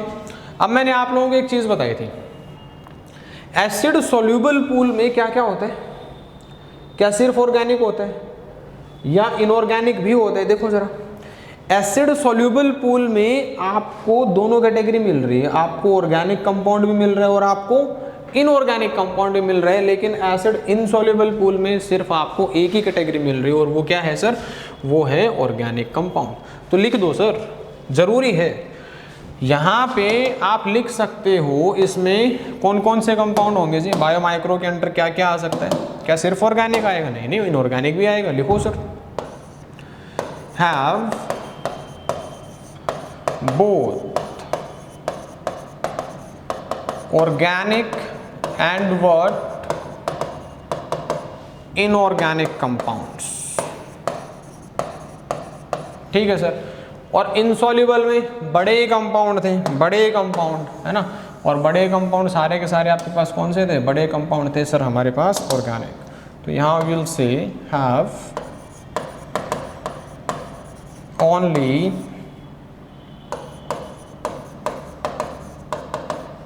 Organic compounds, यहाँ पे सिर्फ ऑर्गेनिक कंपाउंड्स प्रेजेंट होगा, इसमें दोनों होगा, organic as well as inorganic, this side only organic. Examples, last part, examples sir, soluble pool के एग्जाम्पल इधर, इनसॉल्युबल पूल के एग्जाम्पल इधर, सिंपल लिख दो सर। तो एग्जाम्पल की जब हम बात करेंगे तो यहाँ मैं लिखूंगा this side there will be कहना कि सिंपल शुगर, हाँ सर लिखो सिंपल शुगर, है ना। दूसरा एग्जाम्पल मैं यहाँ लिखूंगा अमाइनो एसिड, हाँ सर लिख दो सर अमाइनो एसिड। तीसरा मैं लिखूंगा यहाँ पे दिस इज न्यूक्लियोसाइड, और इसी के साथ न्यूक्लियोटाइड, ठीक कह रहे हो सर, यही लिखे थे आपने, वहाँ पे भी ये लिखे थे, रिपीट कर लो इनको, इसके भी रिपीट कर लो सर। इसके एग्जाम्पल, भाई सिंपल शुगर था तो इधर क्या हो जाएगा सर इधर को हो जाएगा complex sugar. Sir amino acid मिलके क्या बनाएगा सर, अमाइनो एसिड मिलके बनाएगा प्रोटीन्स। और सर ये न्यूक्लियोटाइड, ये इसके अंदर न्यूक्लियोसाइड होगा, और न्यूक्लियोटाइड बहुत सारे मिलके क्या बनाएंगे सर, ये बनाएंगे सर न्यूक्लिक एसिड, है ना। चलेगा इतना सर, यहाँ तक तो ठीक है। आपने एक लिपिड भी लिखा था एसिड इनसॉल्युबल पूल में, और अगर आप इधर एसिड इनसॉल्युबल पूल की एग्जांपल लिख रहे हो तो इधर लिपिड लिख दो।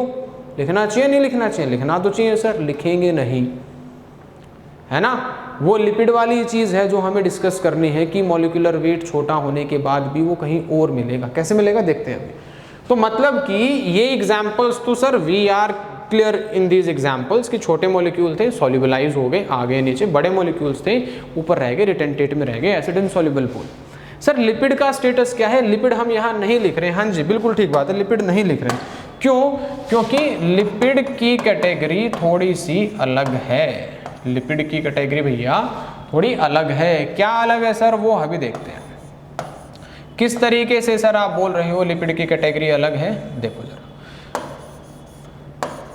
क्या कुछ होता है लिपिड में, है ना। तो इतना एक बारी देख लो कि माइक्रो मतलब छोटा, मैक्रो मतलब बड़ा, 1000 से कम, मॉलिक्यूलर वेट 10,000 से ज़्यादा, सॉल्यूबल में मिलेगा, और सॉल्यूबल में दोनों चीज़ें होती हैं, ऑर्गेनिक इनऑर्गेनिक। इनसॉल्यूबल में मिलेगा, वहाँ पे सिर्फ ऑर्गेनिक चीज़ें होती हैं। ये एग्जाम्पल्स हो गए सर, एग्जाम्पल्स मोर और लेस वही एग्जाम्पल जो हमने एसिड सॉल्यूबल इनसॉल्यूबल में पढ़े, बस फ़र्क क्या है सर, एक लिपिड का एग्जाम्पल हमने नहीं लिखा, क्योंकि लिपिड को अभी हम अलग से पढ़ने वाले, लिपिड का स्टेटस क्या होता है। देखो जरा, लिपिड्स की बात करें तो मैं 2 पॉइंट लिख रहा हूँ लिपिड्स के लिए, ध्यान से। सर लिपिड्स का जो मॉलिक्यूलर वेट है, लिपिड का मॉलिक्यूलर वेट क्या होगा, this is less then 800 Dalton. हाँ जी, कितना हुआ मॉलिक्यूलर वेट, 800 डाल्टन से कम हुआ। और सर अगर 800 डाल्टन से कम हुआ तो कोई डिफिकल्टी नहीं है, इजीली आई कैन से ये तो बायो माइक्रो मॉलिक्यूल है, यस और नो। लेकिन देखना लिपिड मिलेगा कहाँ आपको, but lipids are found in acid insoluble pool. Sir ये तो सारा जो कॉन्सेप्ट इतनी देर में बना था उल्टा पुल्टा हो गया। Molecular weight less than 800 Dalton, found in acid insoluble pool, मतलब सर आप एक बार ये कह रहे हो कि इस प्रॉपर्टी के बेसिस पे आप लिपिड को बोल दो बायो माइक्रोमोलेक्यूल, है ना। हमें तो यही लग रहा है सर कहीं ना कहीं इस प्रॉपर्टी के बेसिस पे आप लिपिड को बोल दो बायो मैक्रोमोलेक्यूल। अब भाई कोई चीज़ या तो माइक्रो होगी या मैक्रो होगी, कि दोनों थोड़ा ना होगा, हो भी सकता है, पता नहीं, यस नो। तो मतलब इतना तो क्लियर हो गया, इतना क्लियर हो गया, लिपिड के पास दोनों की प्रॉपर्टी है। और जो आप कॉन्सेप्ट लगा रहे थे कि अगर मॉलिक्यूलर वेट 800 डाल्टन से कम है तो वो आपको एसिड सॉल्युबल पूल में मिलेगा, वो कॉन्सेप्ट हर जगह नहीं लग रहा, लिपिड में नहीं लग रहा। छोटा मॉलिक्यूल है फिर भी नीचे नहीं आ रहा है, फिर भी ऊपर ही है, एसिड इनसॉल्युबल पूल में है, रिटेंटेट में है। इसलिए मैं बार बार वहाँ जनरली वर्ड यूज कर रहा था, small molecules, generally large molecules, है ना, क्योंकि लिपिड दिख रहा था मेरे को कि आगे लिपिड बैठा हुआ है। Getting my point. तो सर बोले क्या इसको, हम भी यही बोलेंगे। अगर आपसे कोई पूछे कि लिपिड का स्टेटस बताओ जी, आपने बायोमोलिक्यूल पढ़ा, अच्छा जी बताओ जरा लिपिड बताओ क्या होता है, तो नहीं बोलना उसको कि लिपिड बायो माइक्रो है, लिपिड बायो मैक्रो है, नहीं बोलना ही नहीं उसे। आप डायरेक्टली बोलो लिपिड के पास 2 प्रॉपर्टी है। पहली प्रॉपर्टी मॉलिक्यूलर वेट 800 डाल्टन से कम, उसके बेसिस पे हम उसे मान सकते हैं बायो माइक्रो होगा। लेकिन पैरेलली उसकी दूसरी प्रॉपर्टी क्या है, वो एसिड इनसॉल्युबल पूल में मिलेगा, उसके बेसिस पे हम मान सकते हैं बायो मैक्रो मॉलिक्यूल होगा। और एनसीईआरटी को भी नहीं पता क्या है, इसीलिए एनसीईआरटी ने इन सब के बाद एक स्टेटमेंट लिख दी, क्या लिख दी, कि lipids are not strictly bio macro molecule. मैं ना यहाँ लिख रहा हूँ मैं, एनसीईआरटी क्या बोलती है, these lipids are not strictly bio macro molecule. भैया क्या कहना चाहते हो, क्या स्ट्रिक्टली बायो मैक्रो मॉलिक्यूल नहीं है, मतलब थोड़ा बहुत बायो मैक्रो मॉलिक्यूल है ना। एक तो इंटरप्रिटेशन ये बनता है यहां से, या दूसरा ये बनता है स्ट्रिक्टली बायो मैक्रो मॉलिक्यूल नहीं है, मतलब बायो माइक्रो मॉलिक्यूल ही है। और अगर ऐसा इंटरप्रिटेशन इस स्टेटमेंट का है तो आपने इतना कॉम्प्लेक्स स्टेटमेंट लिखा, आप लिख देते ना lipids are bio micro molecule, yes और नो। मतलब कि again yes sir we have a question mark regarding lipid, हम भी नहीं बता पाएंगे ना, हमें दोनों प्रॉपर्टी बतानी है और होगा भी यही।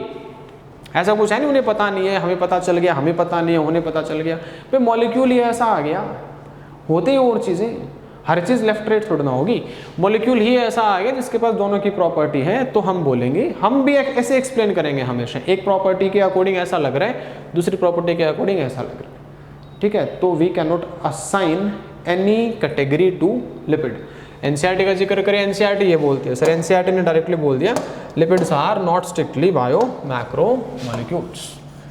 ठीक है, तो एक तो ये स्टेटमेंट ध्यान रखो, जब भी लिपिड की बात आई ये स्टेटमेंट ध्यान रखो, और ये बोलना नहीं है, मैं इन पे क्वेश्चन मार्क लगा रहा हूँ, ये भी क्वेश्चनेबल है, ये भी क्वेश्चनेबल है। कभी बोल दो कि अच्छा ये है तो बायो माइक्रो हो गया, हो सकता है, हो गया तो फिर इसकी तो बात रह ही नहीं गई ना, ये तो फिर मैक्रो कैसे बोल रहे हो, इसके बेसिस पे बायो मैक्रो हो सकता है, क्वेश्चन मार्क है दोनों जगह पे। ठीक है, अच्छे से कर लो, कभी यही चीज़ें एकदम से आप उगल दो कि हाँ lipids are bio micro molecule, क्योंकि मॉलिक्यूलर वेट तो उनका कम होता है सर, नहीं बोलना जी, ये मैंने आगे क्वेश्चन मार्क लगा दिया है इस पे। ठीक है, और ये स्टेटमेंट एनसीईआरटी की। तो लेकिन सर ये ऐसी प्रॉपर्टी आई कैसे, अब ये पढ़ते हैं।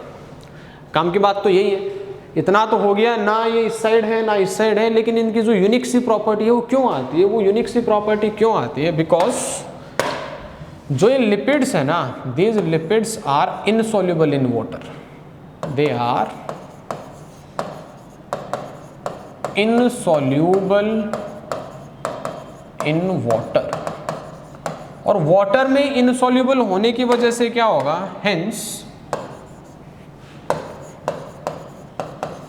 when we grind a tissue, है ना, केमिकल एनालिसिस का दूसरा स्टेप, एक टिश्यू लो उसे ग्राइंड करो, और एक टिश्यू है तो उसमें बहुत सारी सेल्स होंगी, और सेल्स होंगी तो सेल में ये होती है बाहर सेल मेम्ब्रेन, जिसको आप प्लाज्मा मेम्ब्रेन भी बोलते हो, इसमें एक लिपिड प्रेजेंट होता है, उस लिपिड को क्या बोलते हैं, फॉस्फोलिपिड। ध्यान से, तो जब भी इस टिश्यू में इन सेल्स को हम ग्राइंड कर रहे हैं, मोर्टार पेसल में ग्राइंड कर रहे हैं, तो टिश्यू की सेल्स टूटेंगी ना सर, और सेल की प्लाज्मा मेम्ब्रेन में फॉस्फोलिपिड होते हैं, फॉस्फोलिपिड भी आएगा, और वो फॉस्फोलिपिड कुछ वेसिकल्स बना लेता है। क्या बनाएगा, vesicles. So when we grind a tissue then phospholipid, या अभी के लिए लिपिड लिखो, उसके बाद ब्रैकेट में लिखवा दूंगा, then lipids या lipid present in the cell membrane of the cells, या ऐसे लिखो directly, lipid present in the cell membrane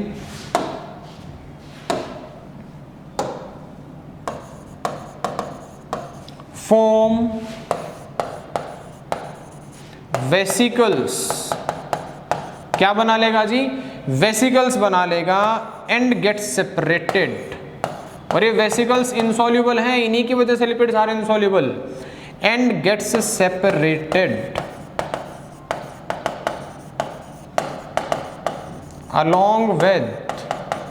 along with what, acid insoluble pool. ध्यान से I am repeating it, complete part में रिपीट कर रहा हूं। ये प्रॉपर्टी लिपिड की क्यों आती है कि छोटा होने के बाद भी, छोटा मॉलिक्यूलर, कम मॉलिक्यूलर वेट होने के बाद भी कहीं ना कहीं वो एसिड इनसॉल्यूबल में मिलता है। सॉल्यूबल में मिलना चाहिए था ना, माइक्रो मिलना चाहिए था, मैक्रो मिल रहा है। क्यों? क्योंकि भैया लिपिड क्या है, वाटर में इनसॉल्यूबल है, और जैसे आप किसी टिश्यू को ग्राइंड करोगे उसमें सेल्स टूटेंगी, तो उनके जो मेम्ब्रेन है उसमें जो लिपिड है वो मेम्ब्रेन वाला लिपिड क्या बनाएगा, वो मेम्ब्रेन वाला लिपिड बना देगा वेसिकल, और वेसिकल इनसॉल्यूबल हो गया। आपने जो सॉल्यूशन डाला था ना ऊपर से ट्राइक्लोरोएसिटिक एसिड, ये इनसॉल्यूबल हो गया, तो वेसिकल्स क्या होंगे, finally gets separated along with acid insoluble pool. ये है कहानी। तो भले ही मॉलिक्यूलर वेट इनका कम है, but because of the nature of formation of vesicles during grinding of this particular tissue क्या हो जाता है, वो लिपिड है वो सेपरेट हो जाएगा, रिटेंटेट के साथ सेपरेट हो जाता है, एसिड इनसॉल्युबल पूल के साथ सेपरेट हो जाता है। ठीक है, तो ये चीज़ याद रखो कि they are insoluble in water. उसके पीछे रीजन क्या है, वेसिकल्स। और सर मेम्ब्रेन में कोई पूछ ले बताओ, lipid present in the cell membrane, कौन से लिपिड, एग्जाम्पल इज फॉस्फोलिपिड। ये आगे आएगा जी, लिपिड में बहुत ही हिसाब से आप लोगों को फॉस्फोलिपिड पढ़ना है। वेट कर रहे हैं, काफ़ी दिन से वेट कर रहे हैं, फॉस्फोलिपिड है ना, अच्छा स्ट्रक्चर है इसका। नीट में 2-3 बार का सवाल है फॉस्फोलिपिड का स्ट्रक्चर, बहुत ही बेसिक सा हो है ना, सेल मेम्ब्रेन में प्रेजेंट होता है, बोलने को तो बहुत आसान है, सेल मेम्ब्रेन में फॉस्फोलिपिड। कोई पूछ ले बताना फॉस्फोलिपिड क्या है, क्या उसका स्ट्रक्चर है, क्या उसके कंपोनेंट है, कौन सा उसमें बॉन्ड होता है, कौन से एसिड प्रेजेंट होते हैं, कौन से अल्कोहल प्रेजेंट होते हैं। तभी तो कह रहा हूँ वेट कर रहा है, शिद्दत से वेट कर रहा है फॉस्फोलिपिड के, जल्दी से बच्चा आके मेरे को पढ़े।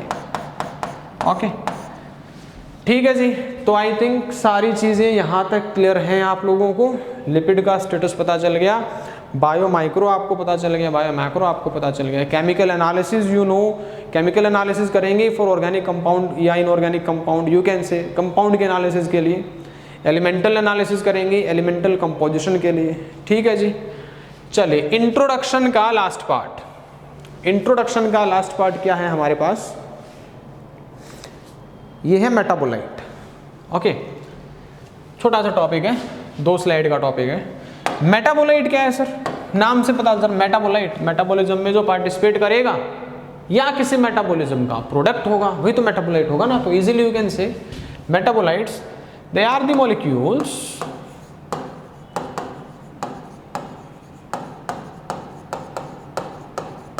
which participate in metabolism, जो मेटाबॉलिज्म में पार्टिसिपेट करेंगे, और यू कैन से आगे लिख लो, और आर प्रोडक्ट ऑफ मेटाबॉलिज्म। या तो मेटाबॉलिज्म में पार्टिसिपेट करेंगे सर, या मेटाबॉलिज्म में मेटाबॉलिज्म का प्रोडक्ट होंगे कहना कि उनको, मतलब मेटाबॉलिज्म से रिलेटेड है कहना कि उन्हें मेटाबोलाइट बोलते हैं। हमने मेटाबोलाइट्स को 2 कैटेगरी में क्लासिफाई कर रखा है। Category number 1 is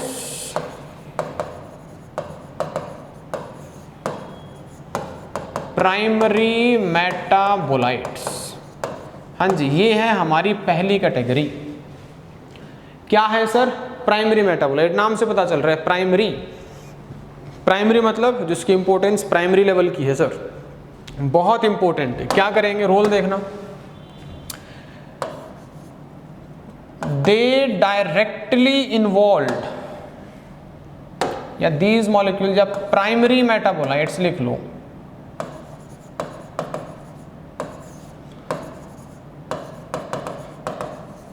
primary metabolites plays a direct role किसमें, in normal physiological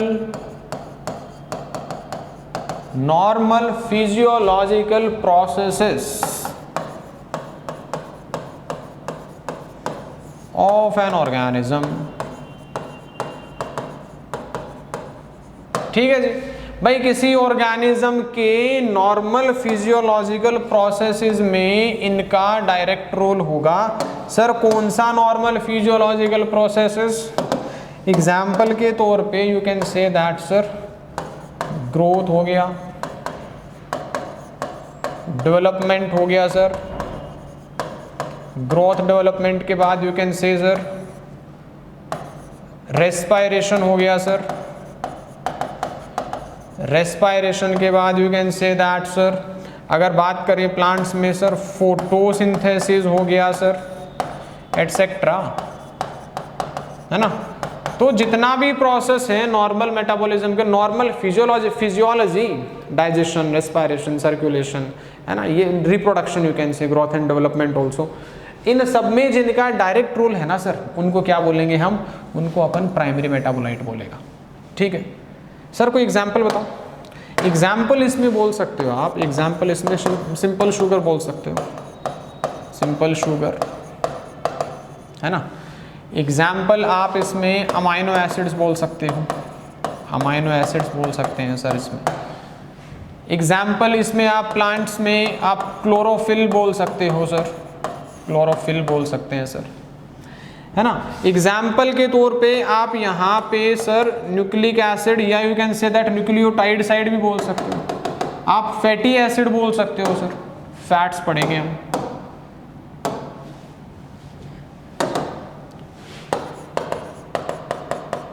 fatty acid बोल दो सर आप, है ना। आप सर यहाँ पे ग्लिसरॉल भी बोल सकते हो सर, है ना। ये कंपोनेंट है, किसका है कंपोनेंट, ये आगे जाके जितना भी हम लिपिड पढ़ेंगे उसका कंपोनेंट आएगा, डाइग्लिसराइड, ट्राइग्लिसराइड, मोनोग्लिसराइड। आप सर इवन कोलेस्ट्रॉल भी बोल सकते हो सर, कोलेस्ट्रॉल ये भी मेटाबॉलिज्म में इन्वॉल्व होता है, अरे हाँ भाई बिल्कुल होता है। इवन आप फॉस्फोलिपिड भी बोल सकते हो सर, फॉस्फोलिपिड कैसे, हाँ भाई फॉस्फोलिपिड इसलिए कि सेल की इंटीग्रिटी मेंटेन तो उसकी सेल मेम्ब्रेन ही कर रही है ना, और सेल की इंटीग्रिटी मेंटेन होगी तभी वो सारे प्रोसेसेस कर पाएगी, या सर, और सेल मेम्ब्रेन के थ्रू भी चीज़ें एक्सचेंज होनी होती है। बेसिकली यहाँ पे एनसीईआरटी ने लिखा है कि कुछ कंपाउंड्स, कुछ मॉलिक्यूल्स दे रखे हैं, किसमें, फिगर 9.1 देख लेना। फिगर 9.1 में जितना भी उन्होंने मॉलिक्यूल कंपाउंड दिया वो सारा का सारा क्या है sir, primary metabolite, purine, pyrimidine. अब जो उसने पहली बार पढ़ा है बायोमोलिक्यूल उसे आइडिया नहीं होगा क्या प्यूरिन होता है, क्या पायरिमिडीन।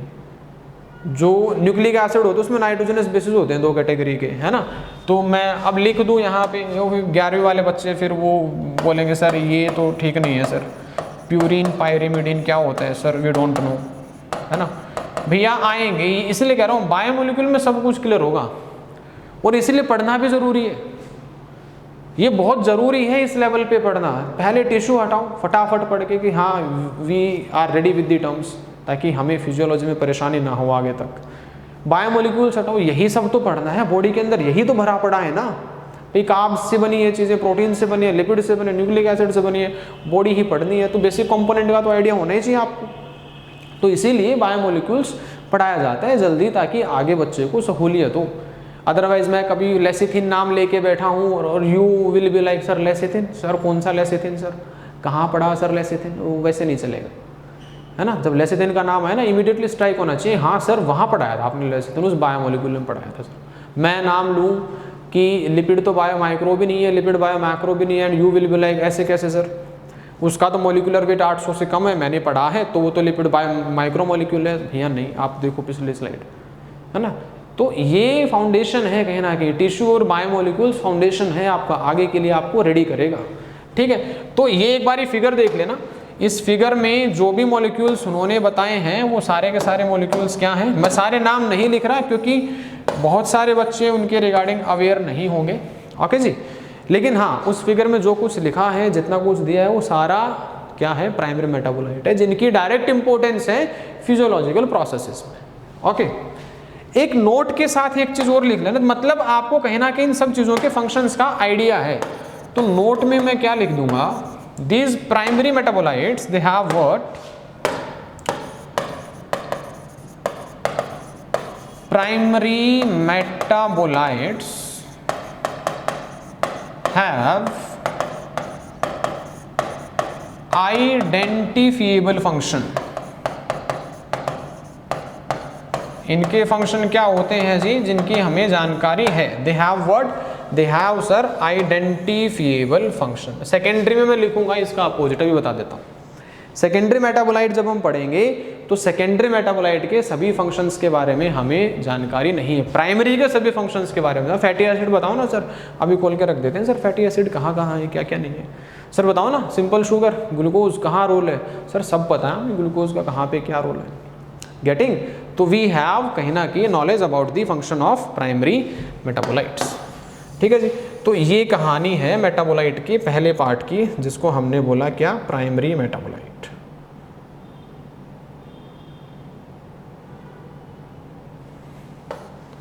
ठीक है, चलो देख लेना आप लोग, ओके जी। नेक्स्ट, लास्ट इंट्रोडक्शन की last slide, secondary metabolite. Sir बता दो, फटाफट बता दो सर। सेकेंडरी मेटाबोलाइट में सबसे पहले तो सेकेंडरी मेटाबोलाइट आते कहाँ से, they are produced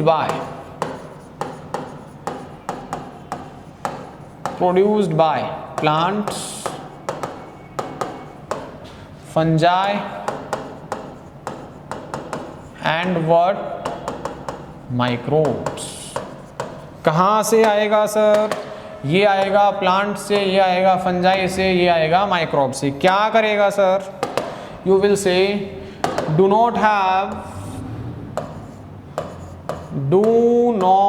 play any direct role. कोई डायरेक्ट रोल प्ले नहीं करेगा। किसमें? Do not play any direct role in normal physiological processes. Sir normal physiological processes में कोई इनका डायरेक्ट रोल नहीं होगा, नॉर्मल फिजियोलॉजिकल प्रोसेसेस में। ठीक है सर। करेगा क्या सर? फिर क्या करेगा? पहले तो कुछ एग्जाम्पल देख लो इनके, क्या क्या एग्जाम्पल्स होते हैं। एग्जाम्पल्स की जब हम बात करेंगे इसमें, तो एग्जाम्पल्स में दो चीज़ें हैं। एक तो मैंने बना रखी है टेबल, है ना, और इस टेबल पे आप लिख लो यहीं पे, दिस इज वेरी वेरी बहुत इंपॉर्टेंट है। जैसे मैंने लिखा पिगमेंट, पिगमेंट का पिगमेंट ये क्या है? सारे के सारे ये सारे सेकेंडरी मेटाबोलाइट्स हैं जी। ये सेकेंडरी मेटाबोलाइट्स हैं और इसके साथ में इनकी लिखी हुई है कैटेगरीज कि carotenoid and anthocyanins they are nothing but what? Pigments. ये morphine and codeine secondary metabolite हैं, कैटेगरी क्या है? एल्कलॉइड। और यही क्वेश्चन है, आपसे पूछेगा इनमें से कौन सा एल्कलॉइड है, वहां पे टिक कर देना कौन सा मॉर्फिन कोडिन। आपसे पूछेगा इनमें से कौन सा ड्रग है, आप कर देना विनब्लास्टिन और कर्क्यूमिन ड्रग है सर, है ना। कैंसर में यूज होती है दोनों ही ड्रग, कर्क्यूमिन भी विनब्लास्टिन भी। आपसे पूछेगा कौन सा सेकेंडरी मेटाबोलाइट टॉक्सिन है, आप बोल देना सर एब्रिन और रिसिन टॉक्सिन है सर। और बेसिकली जिनका मैंने नाम लिया अभी तीन का, ये तीन ही परेशान करेगा आपको, मैं टिक कर ही देता हूँ। नंबर 1, नंबर 2, नंबर 3, इसी में गड़बड़ होगी, बाकी तो आप इधर उधर से कर लोगे आराम से। तो यहाँ से क्वेश्चन आता है, अक्सर क्वेश्चन आता है यहाँ से। मैच द फॉलोइंग कराओ, वो कहना कि बहुत सारे नाम देखो उसमें से कुछ ना कुछ पिकआउट करा लेगा, वो डायरेक्टली पूछ लेगा। तो आपको कैटेगरी वाइज एग्जाम्पल याद होने चाहिए।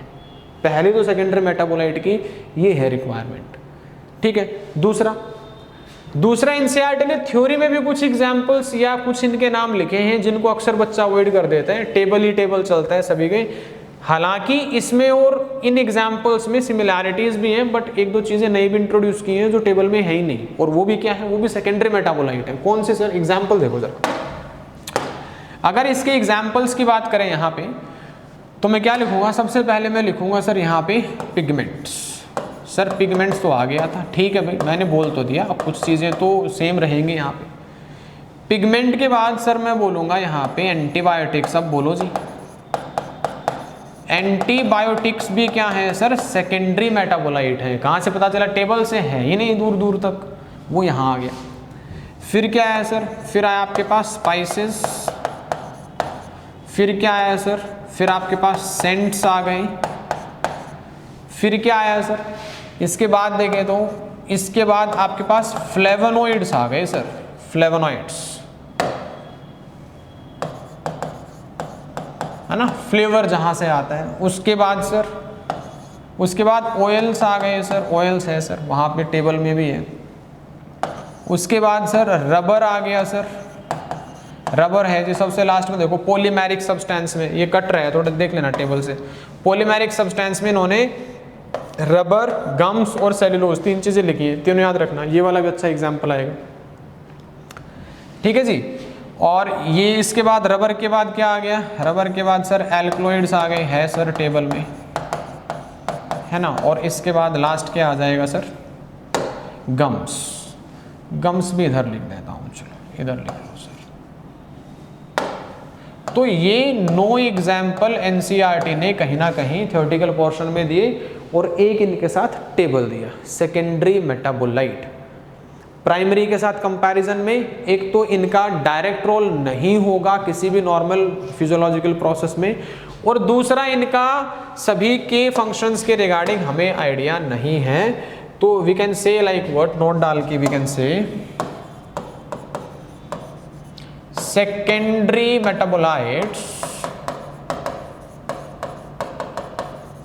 have non identifiable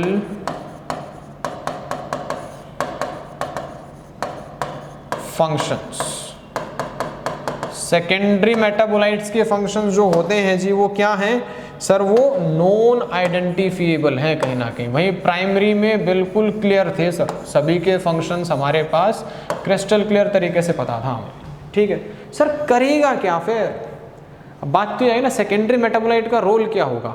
सबसे अच्छा रोल तो हमारे लिए ही है इनका, है ना। तो देखना जरा, नोट डाल के देखना, सेकेंडरी मेटाबोलाइट्स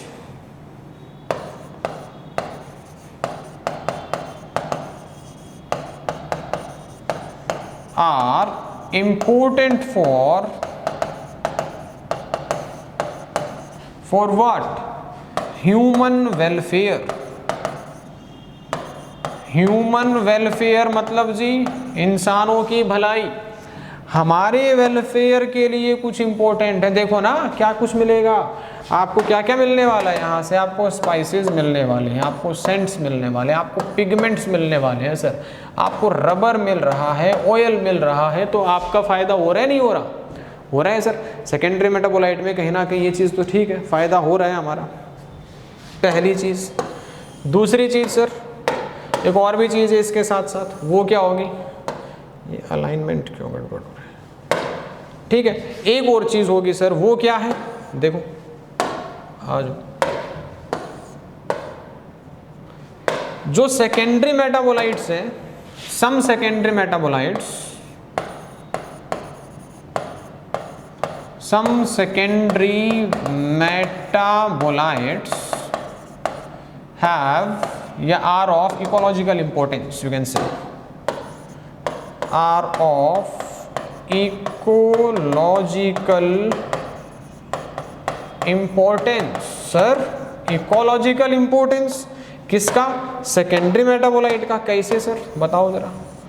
भैया यहाँ एग्जाम्पल दिया एनसीईआरटी ने, इसका एग्जाम्पल है साइनोटॉक्सिन। This is साइनोटॉक्सिन। अब मेरे को ये बताने की जरूरत नहीं है साइनोटॉक्सिन क्या है। साइनोटॉक्सिन होगा टॉक्सिन सिक्रीटेड बाय साइनोबैक्टीरिया। अब इतना तो आइडिया होगा आपको।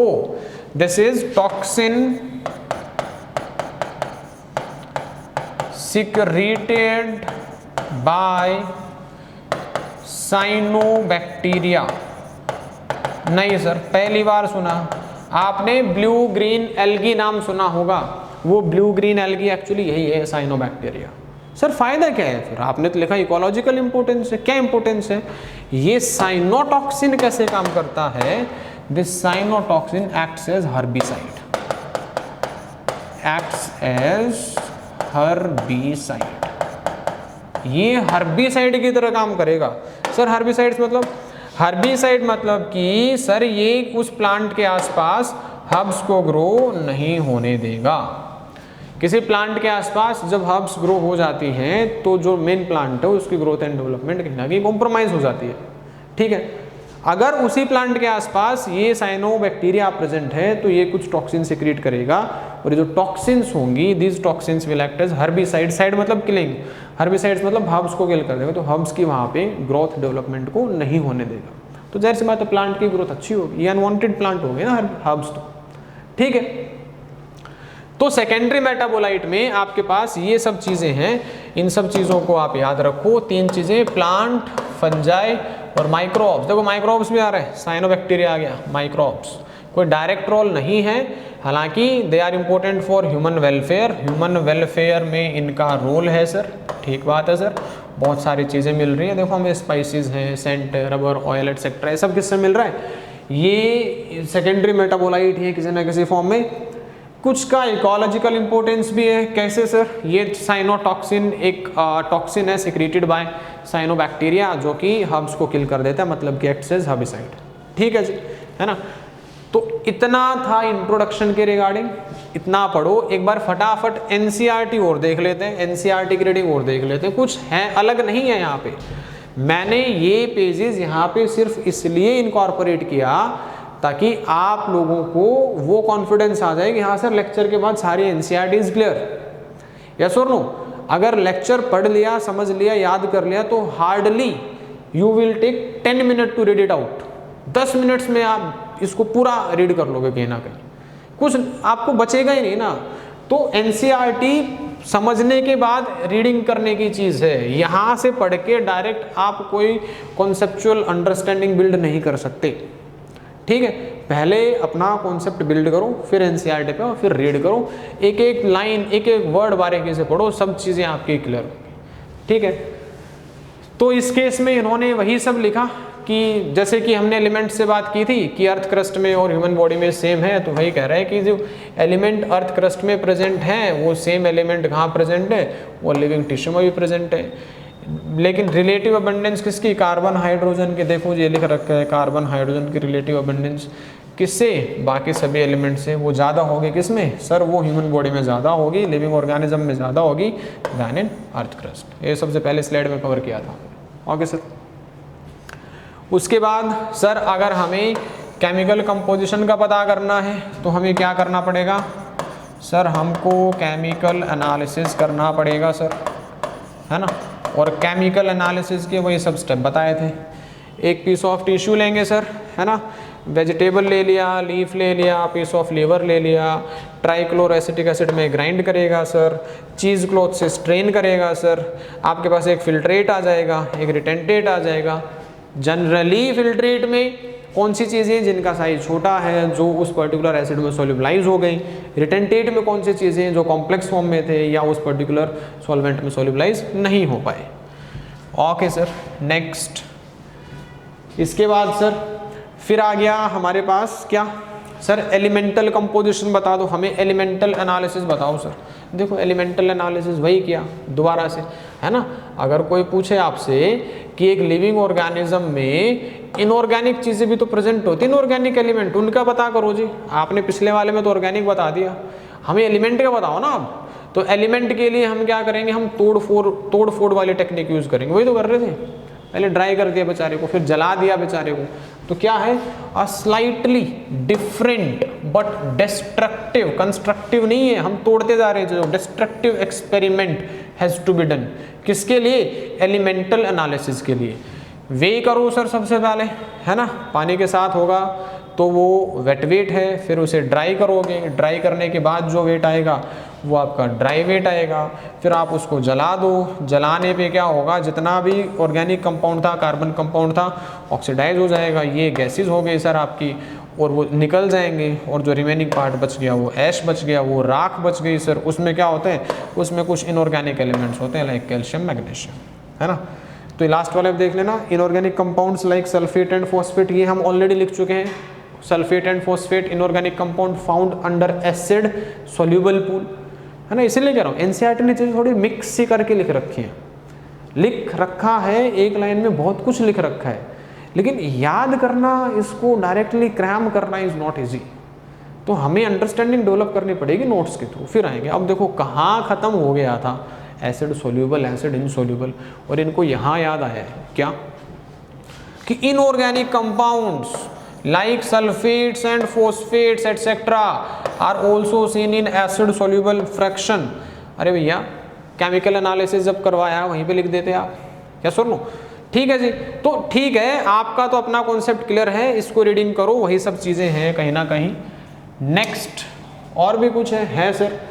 बायो मैक्रोमोलिक्यूल का जिक्र किया, ये वही है जी, बायो माइक्रो, बायो मैक्रो, है ना?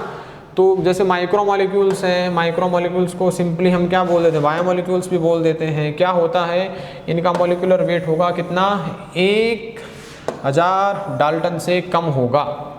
और ये किस में मिलेंगे आपको? ये आपको मिलेगा एसिड सोल्यूबल पूल में मिलेगा, ये तो, है ना? ये मिलेंगे आपको एसिड सोल्यूबल पूल में। हाँ, तो दूसरा लिखा, लेकिन कुछ और हैं जो आपको एसिड इनसोल्यूबल फ्रैक्शन में मिलेंगे, उनको क्या बोलेंगे? उनको बायो मैक्रो मॉलिक्यूल बोलेंगे। ये देखो इंपॉर्टेंट लाइन ये है, the molecule insoluble in the fraction with exception of lipids are polymeric substance, है ना भाई? मैंने बताया complex sugar starch 2 lakh glucose का बना, प्रोटीन अमाइनो एसिड से मिलके बना, न्यूक्लिक एसिड न्यूक्लियोटाइड से मिलके बना, तो सब पॉलीमर हैं, आएगा ये टर्म भी आगे आएगा।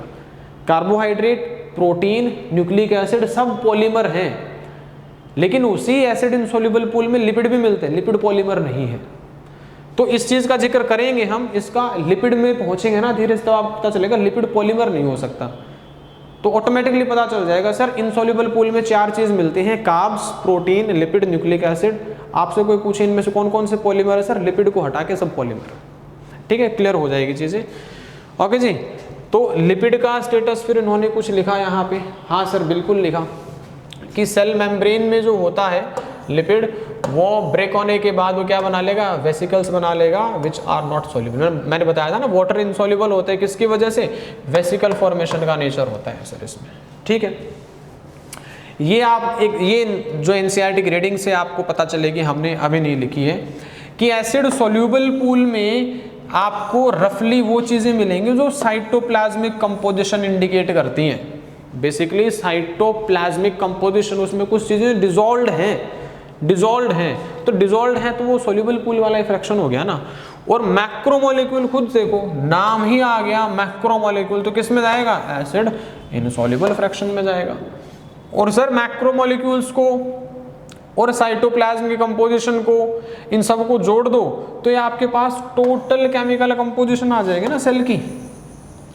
यस और नो भैया, ये सेल हो गया, इसमें ये साइटोप्लाज्म हो गया, वो बोल रहा है साइटोप्लाज्म में क्या होगा, साइटोप्लाज्म में होगा, ये रिप्रेजेंट करता है एसिड सोल्यूबल पूल का फ्रैक्शन।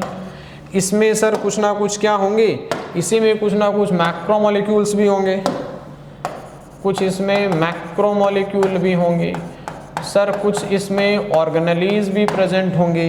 ये दोनों मिलके क्या रिप्रेजेंट करेंगे, ये दोनों मिलके रिप्रेजेंट कर रहे हैं सर एसिड इनसॉल्युबल पूल का फ्रैक्शन।